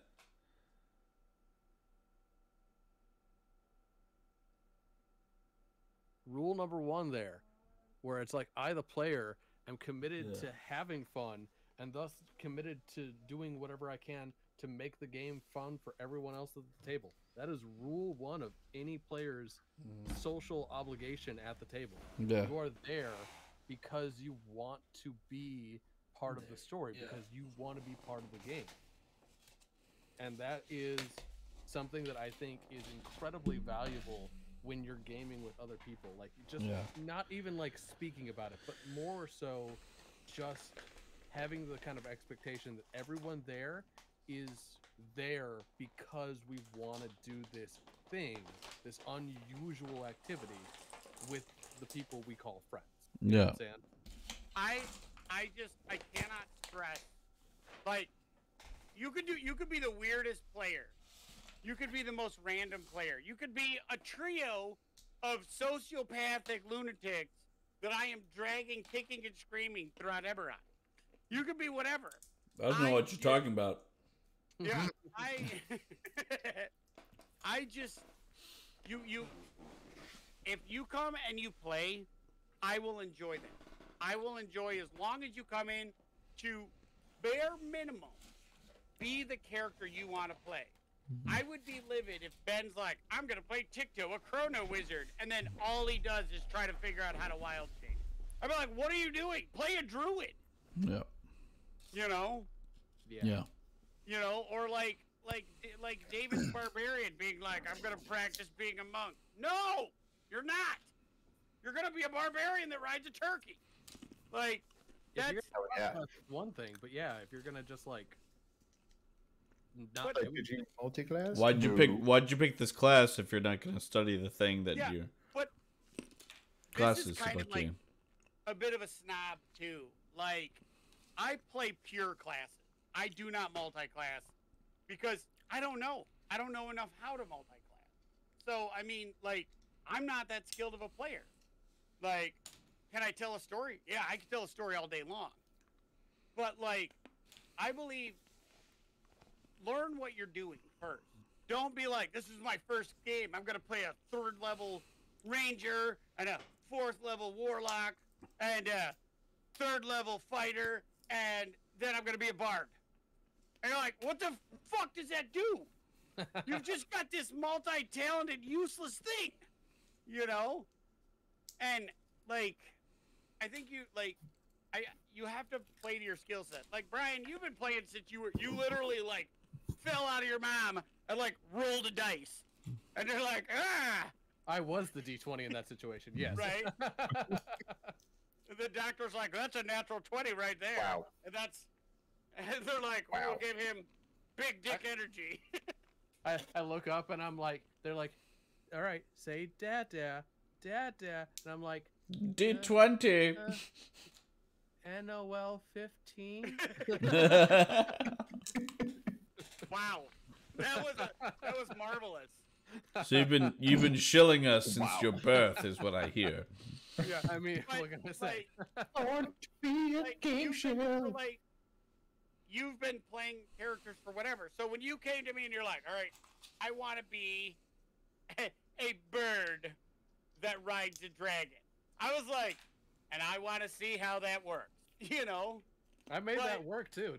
It did work. It But- did. But then you get somebody who's like, I've played Dungeons and Dragons for 11 seconds, and I'm going to build this. No, you were going to figure out how a fighter or a barbarian works like a normal person, and that's it. And then after that, maybe you could try spellcasting.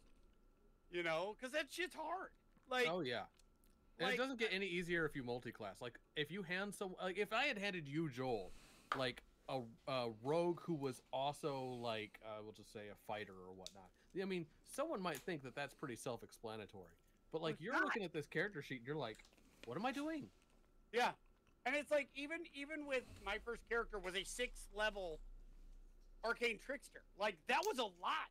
That's a lot yeah. to come out, you know? Like, and like I do, and there is based on ages, like ages, skill level. Like when my children want to play, all right, my younger one he's good, he's getting the math, but like still grasping reading. Like he's still on like he's 8, you know, so he's like not reading a ton. So I mean, like, You get fighter or barbarian. yeah, you're a fighter, you're a barbarian. Like, now my older one is 12. He can read pretty well.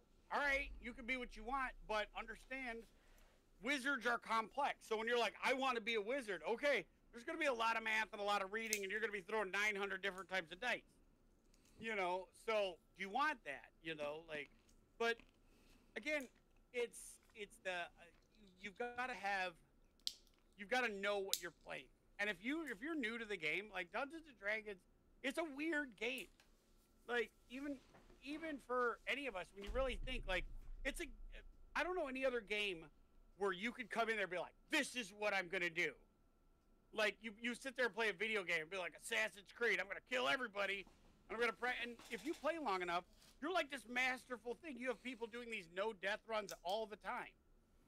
Dungeons and Dragons, you could be the greatest player of all time and be like, roll your dice, and then kill yourself by you tripping and falling off the cliff. Like, with the dexterity, I'm like, whatever, just because you got a shit roll. Like, it's a game that is 100% randomized. So, like, you've got to, and it's weird. Like, no matter how much planning you have, the dice gods can still be like, no, and it doesn't work. And so, like, you don't have that ultimate skill set of, like, you just being a wicked player. Your skill becomes your ability to roll with these weird scenarios. And what do you do if that dice is a 1? You know? Yeah, that's when you Right. you fake it till you make it. Right. You know? But I mean, like, it's also the other thing too, where, like, as Dungeons and Dragons, let's say you piss the DM off and you're a wizard, and suddenly you're in a room with an anti-magic field. What do you do now? Well, you're wrecked, you know, or Well, you die. yeah, I hope you Like, took You do it crossbow. dead. Yeah. right. So I mean, like, it's a game that it's unlike any other type of game, and to me, it's so much more fun. Like, I don't play a lot of video games or anything. This is my game. This is my favorite. This is our addiction. And Yeah. with that, I actually want to go back to our mailbag because we got another thing in, and I thought this one was really interesting. So I want to talk about this one real quick. This person wanted to be anonymous. They said, I tried Pathfinder once, but it was so confusing. They're asking what system that we recommend for new players.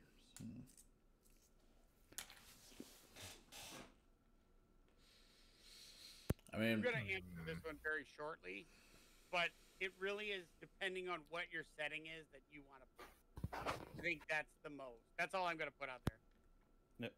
I'm gonna say if you're going after a fantasy setting, 5th edition, in my opinion. It is a lot more simplified than some of the other editions. There is so much material out there now for it that it's still pretty easy to follow. And so I just do think that is a great starting ground. If I've introduced quite a few players to the D&T games with 5th edition, and they seem to have an easier time versus anything else. yeah. David, what do you think? Yeah, I'd have to agree with that. It's probably the easiest to learn. It's very streamlined. It's got a lot of like online third-party support. So if you need maps or something, you can join Roll20 and build everything out from there. And then that has its own resources. Or if you need something that's really helpful with character creation, you can get into D&D Beyond. You don't have to pay any money for it. You get character sheets, and it walks you through. It training wheels all of the process to make it easier for new players. So I mean, for the ease of play and extra support you've got going on, that's just anybody with the internet. And I mean, come on, most places in this country, if not most of the world, has some kind of internet access. Say majority of people, D&D 5e is probably the way to go. Ben, what's your take? I started playing at 3.5, played like a couple sessions of 4, and my most experience has been 5e, and I'd agree. If you're just looking for intro to just like high fantasy RPG stuff, like 5e, like David said, you can log on to D&D Beyond right now and you can make a character in 5 minutes. Like, you might not have access to everything, but you'll be able to make a character. Alternatively, if you're looking for something different, I didn't do a whole lot of character creation with it, but like if you have an experienced DM, like Brian, we played Call of Cthulhu, and that was a fairly easy setup character-wise. You just have an idea of what your character needs to be, and if you haven't experienced enough, was it Game Master for Call of Cthulhu, or was it? For Call of Cthulhu, it's a lore keeper. Lore Keeper. If you have experienced enough Lore Keeper, they can help you create a character even faster probably than you doing it yourself for on D&D Beyond. I'd say out of all the systems I played, Call of Cthulhu and 5e were probably the easiest ones for character creation that I've done so far. I mean, I'm by no means an expert, but that's where I'm at in my RPG career. Right on. I'm going to go a little bit different because while I do think there is a tremendous amount of value in 5th edition, and while I do love 5th edition deeply, and while I will also acknowledge, of course, that what with the different, I mean, because it's everywhere. So there's if you're gaming, then 5th edition is more than likely what you're going to run into nowadays, since it's by a wide margin the most popular RPG at the moment.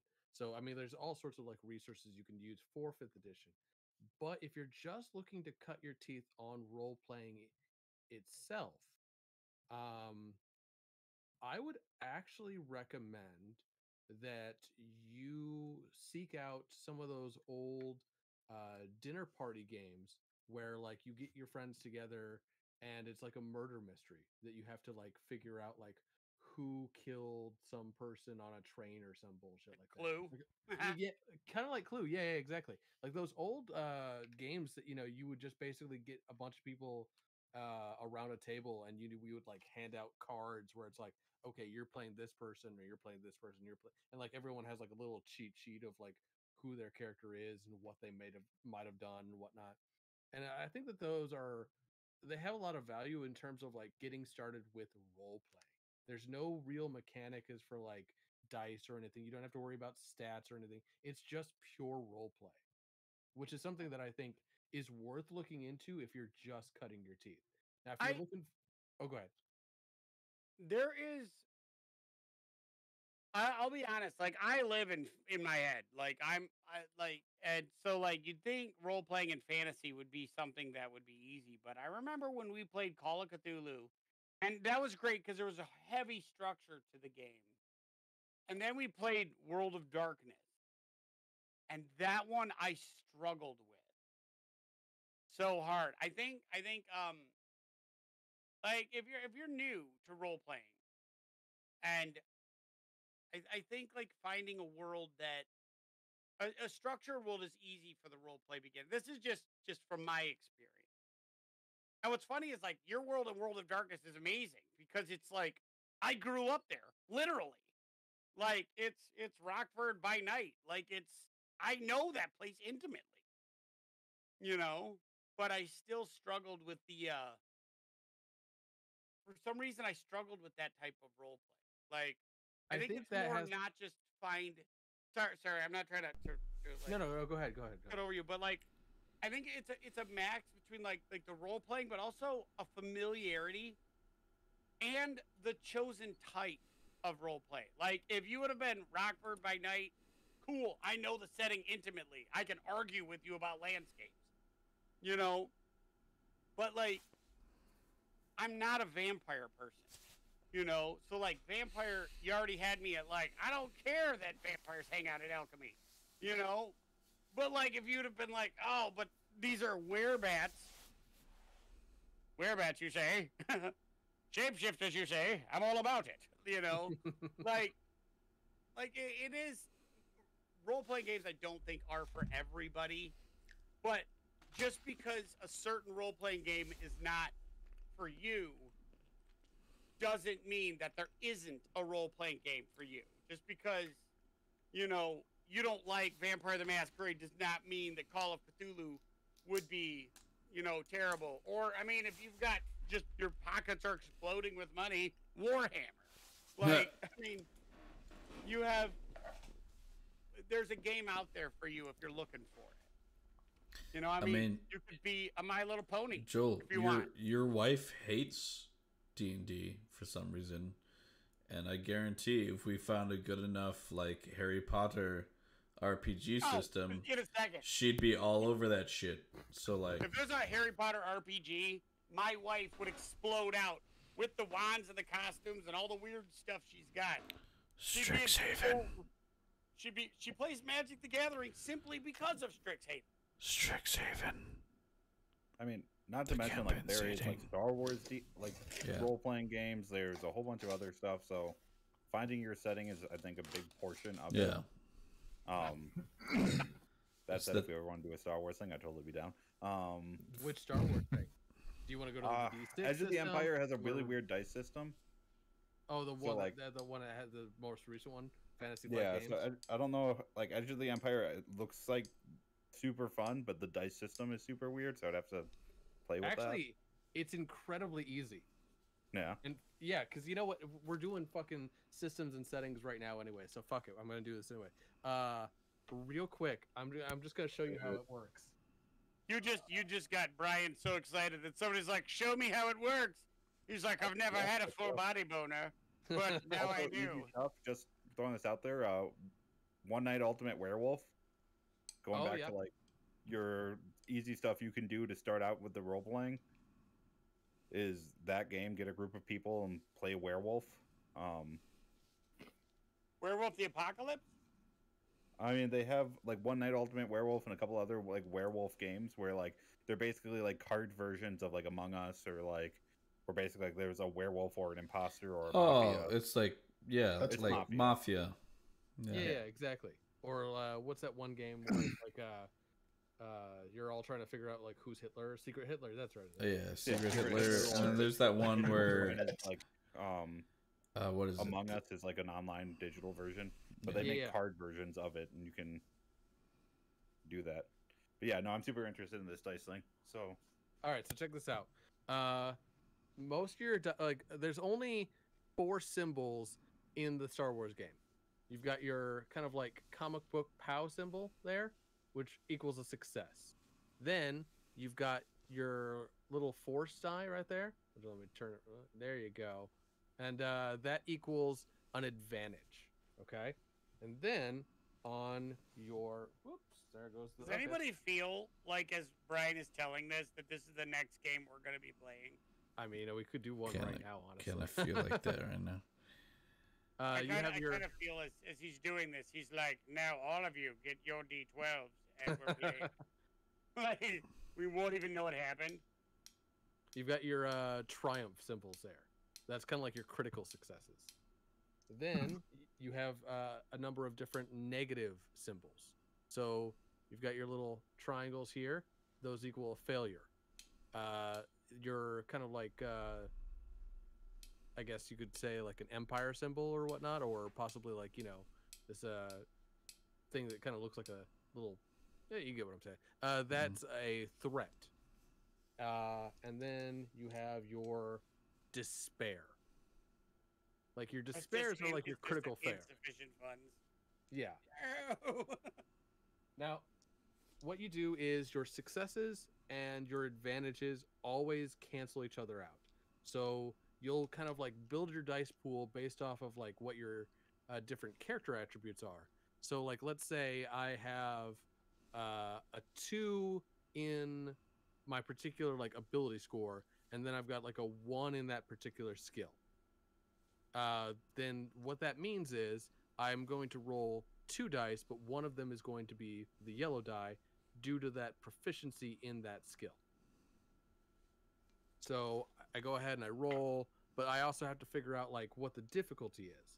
So we'll say that the difficulty is like 2 purple die, which I have right here. So I go ahead and I roll, and then what I do is I tally up the different symbols and I figure out like what happened. So for this roll, for example, if I lower my camera here, you can actually see I got 2 advantages on this die, as well as a success and an advantage on the green die. For this, however, I got 2 failures and a threat. So this threat cancels out this advantage. These 2 failures cancel out my 1 failure, which means I still have 1 failure left over, but 2 advantage.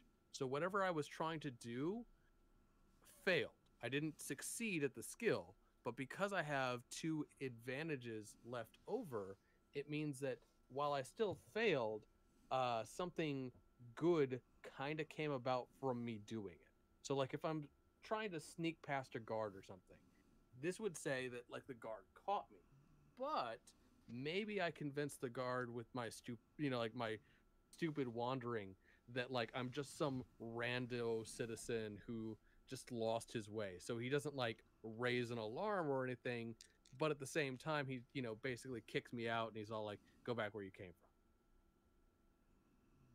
from. Okay. Kind of like that a lot, actually.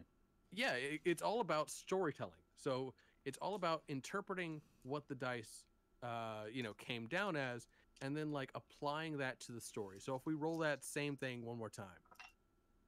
Okay, so here you can see I've got a success, I've got 2 advantages, again I've got 2 failures, and I've got the 1 threat. So again, I end up losing the challenge by having that 1 extra failure, but I still have an advantage. Same, but different. Yeah, exactly. And then, of course, depending on how much advantage you have, you can do different things with that. Like they have a stress system in the Star Wars RPG, where like you can go ahead and use that stress on different things, but then other things will cause you to lose, from that stress threshold. So if you have enough advantages, you can actually use that advantage to regain some of that stress. Again, it seems kind of complicated, but once you start rolling, like any system, you'll quickly find that you can pick it up, no problem.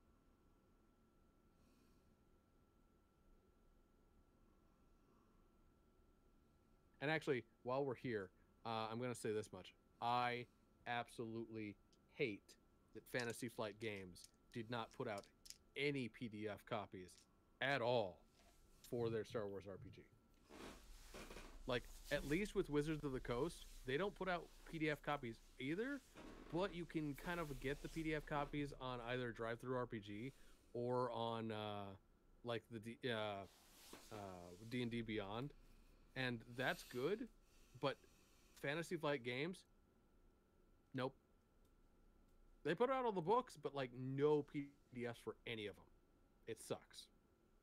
If you're a game designer, put out PDF copies for your physical material. Correction, editable PDF copies. I mean, I like how Alex just popped into the force. Swing. At least, at the very least, findable PDF copies. Where you can like just, yeah. Okay, so shall we get back to the? I think I got the juice for like one more, but then work has been starting crazy early for me.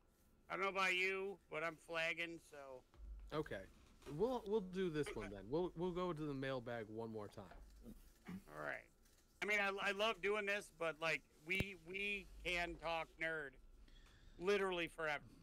I mean, yeah, this will be a week long if we let it. And now we got Alex in here too, so like he has like similar levels of nerd knowledge. Not quite. He's like maybe half of Brian. I don't know about all that. I wouldn't even go that far. Maybe an 1/8. Yeah. Well, we're like maybe like I'll give myself like a 2% Ballard, like nerd. I mean, there was that one day you called me Joel, and I think we talked for like 4 hours straight about just like nerd stuff. So yeah, David and I got into a really heated discussion over what a career fair would look like for the Jedi versus the Sith. We're at the end. The Sith are just like, we've got whores. You can have hookers, and the Jedi are like, we can't even masturbate. This needs to be a. They can actually. Speaking of systems and settings. Hold on. Let Alex finish. Yeah, Alex is saying the thing. With Jedi's and whatever, they can like go do things, if you know what I mean. NSFW. They just aren't allowed to have the physical attachment. So like, So they're able to fuckboy it, is what you're Yeah, saying? they're basically allowed to be fuckboys. Like they're a lot. Like Anakin was more than welcome to go just have fun with Padme, but he couldn't physically like. So be if he would have attached. just gone to You a can't get brothel, feels involved. if Yeah, he would have the just feels gone to a are involved. brothel, everything would be fine. But he chose, Hit it, The- quit it. yeah. Right. Yeah. So the That's Sith what are I like, like. you can repeat the same girl, and they're like, all right. I mean, you can. You just like if something bad were to happen to him, you have to let it go. Like you can still. It's natural to feel. That's the most evil thing I've ever heard. Yeah. Like that's like, Well, it's natural to feel like some sort of sadness, but you have to be able to zen it out. You have to be able to, like, it boils down into a lot of other things. Avatar actually did a really good job of explaining it. Yeah. I don't know how familiar everyone is with the Avatar lores. wait, is it Avatar: The Last Airbender or That one. I think we've all seen the series. Not- at least not- once. Not the blue one. Yeah, not the blue guy. Not the blue But man they did group. a great job explaining the 7 different chakras, and like one of the last steps was letting go of physical attachment. You have to release your chest attachments. Pretty much. And so like it's a way to be more spiritual and whole, I guess. Yeah, you can actually find the same concept in like a lot of Buddhism, like real world sort of thing. Yep. Mhm. All right, last question. All right, last question. It's coming to us from Andy. He's saying, "I'm having trouble getting my players to try something new. What should I do?"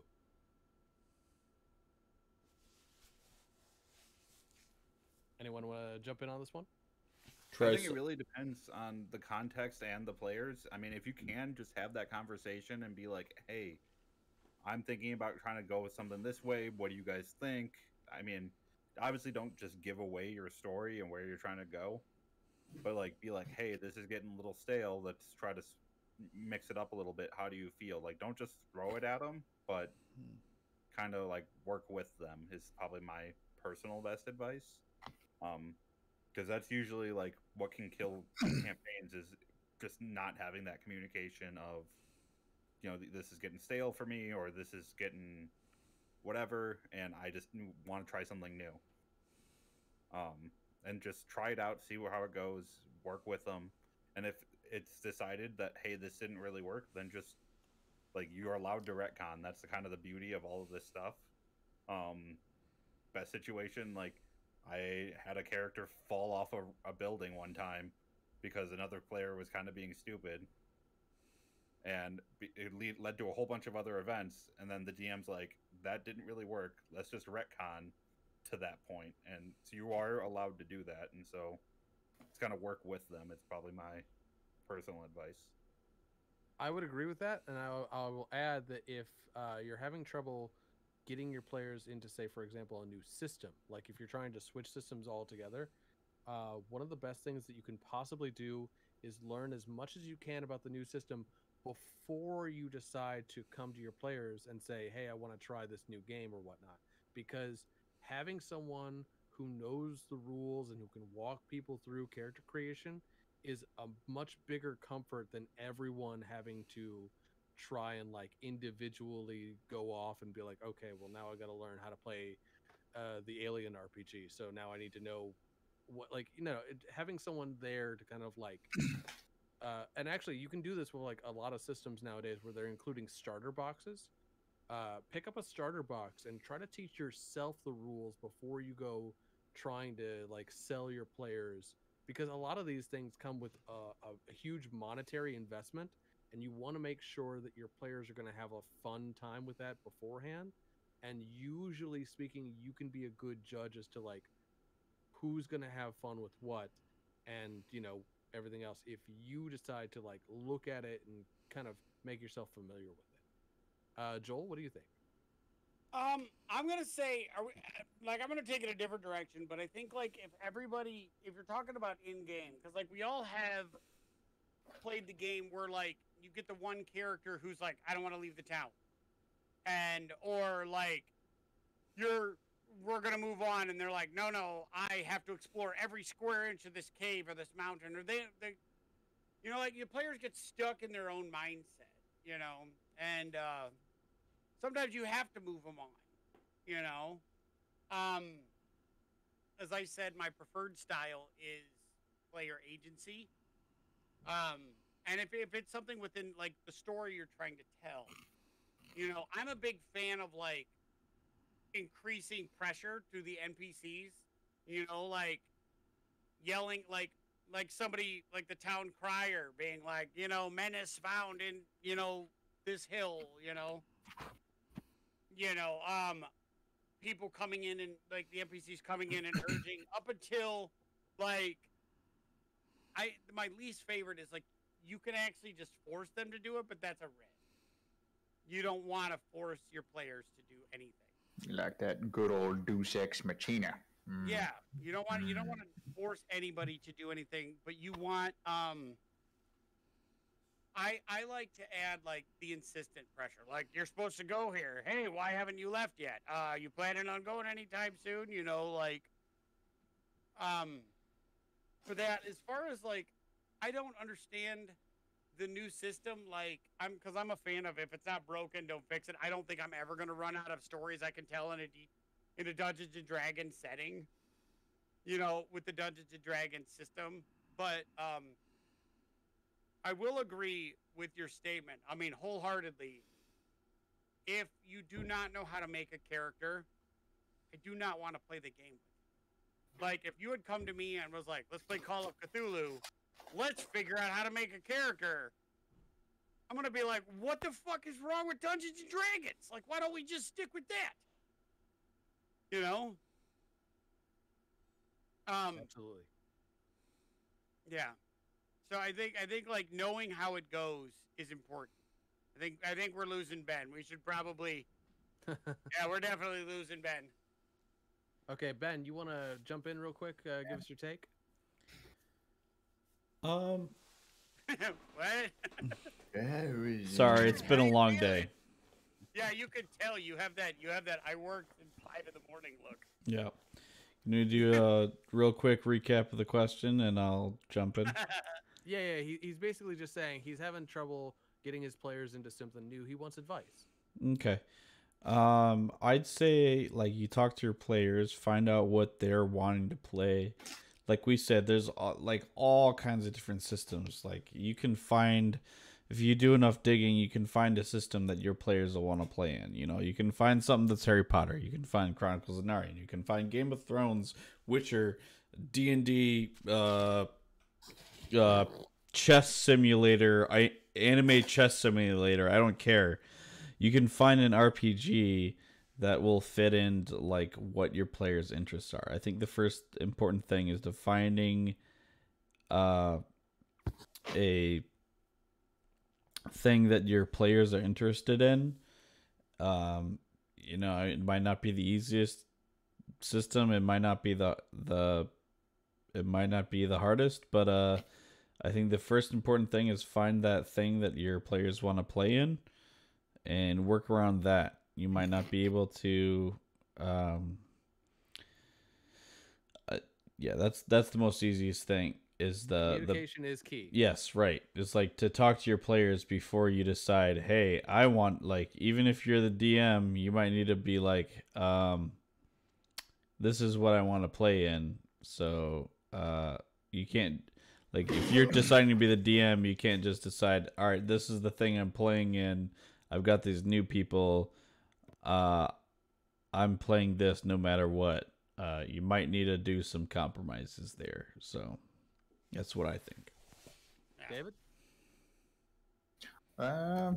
Yeah, more or less the same thing. I mean, I think we've covered most of the aspects of how to introduce this situation to your players in pretty solid detail. I mean, even if it's campaign switching, it's knowing about, like, all right, we're going to do Ghosts of Salt Marsh, and you know, make it dynamic. It's like, all right, well, what is that? And you're like, I don't know.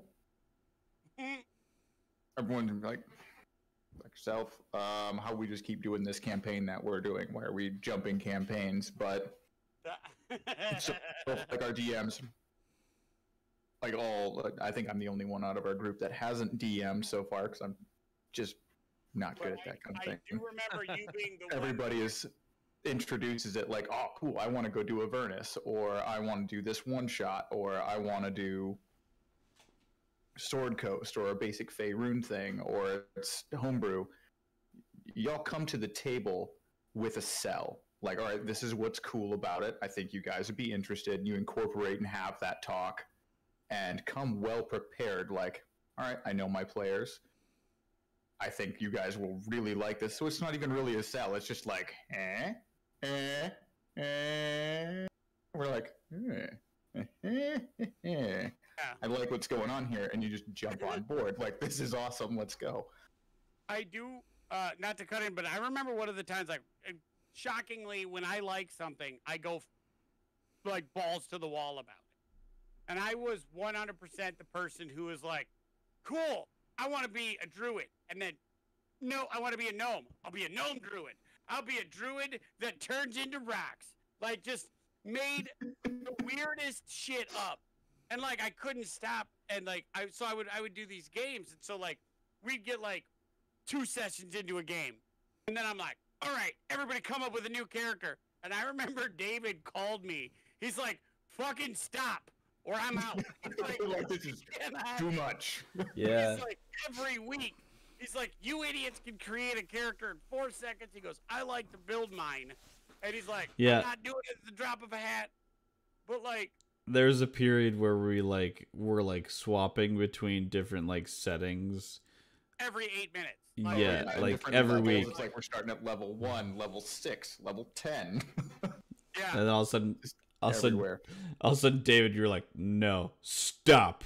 He's bad. Too eclectic. That's something coming from me. Like, whoa. Big fan of the eclectic stuff. It is, I feel like, if you're going to try to push a change on a character, on a game, like David makes good points from the player side, which is a unique side, because a lot of us, when we think as the DM, you think, here's the idea, I'll run it. All you have to do is show up. And we're like, everybody knows, like, to be in Dungeons and Dragons, the most work comes from the DM. You're the one that has to build the world and keep it moving.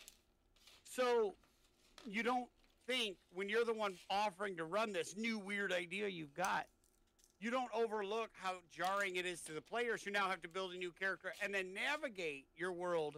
And if your world is poorly thought out, it's going to suck. It's going to be terrible. Like, nobody wants to have adventure after adventure through a town of 8 people. One of them's a dwarf that happens to have coin.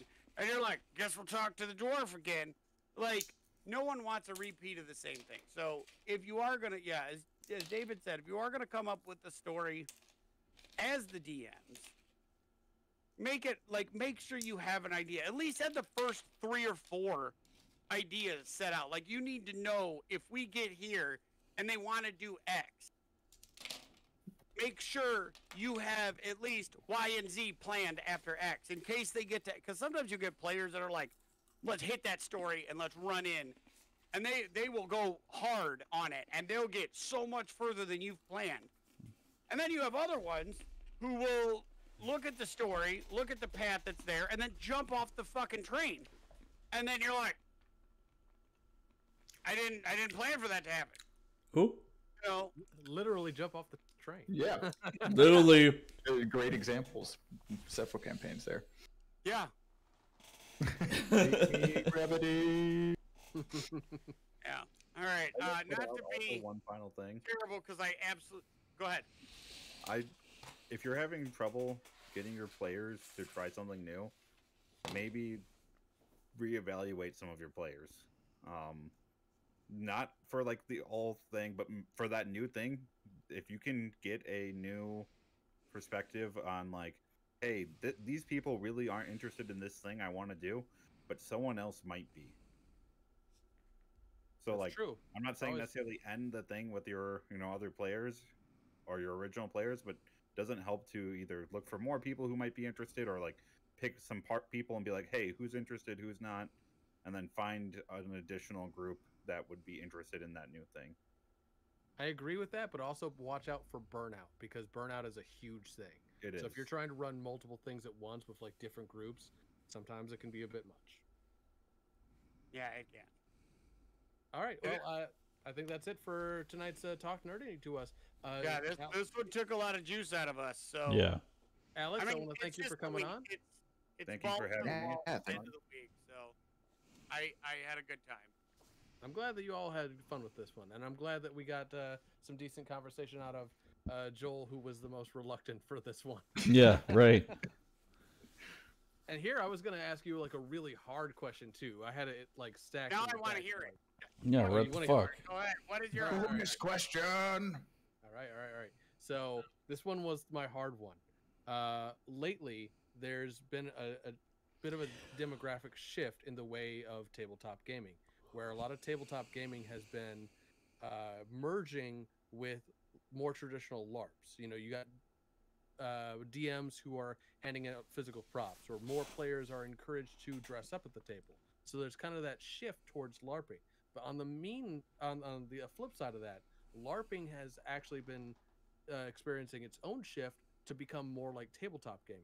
What with the era of COVID and everything else, people are not getting together in large groups and whatnot. A lot of people are trying to do things over a computer, not just because it's safer, but also because a lot of places right now either might not be open, or because people just want to, like, they've got 9-to-5 jobs, and it's hard to get a group together if you're not going to do it over like Skype or whatnot. So I was going to ask you guys, given the trajectory of the two, tabletop becoming more like LARP and LARP becoming more like tabletop, where do you guys see the future of gaming going? And perhaps that'll be our topic for the next Talking Nerdy to us. Until then, I've been Brian Ballard. You bitch. That's not a bad ending point. But I would like to discuss where we think gaming and just like what it means to be like a gamer now, and what that is. Like it's an entire culture. I don't consider myself a gamer, but I 100% am. Like, I love games. Mm-hmm. So I think that's an excellent one. Like next Talk Nerdy to me, we discuss what gaming is. Like what gaming means to us. All right. Well, hey, then I look forward to having everyone join us once again. Again, I've been Brian Ballard. We've got our special guest Alex, Ben, Joel, and David, and we've been the Nerds of Legend. Have a nice night. I guess.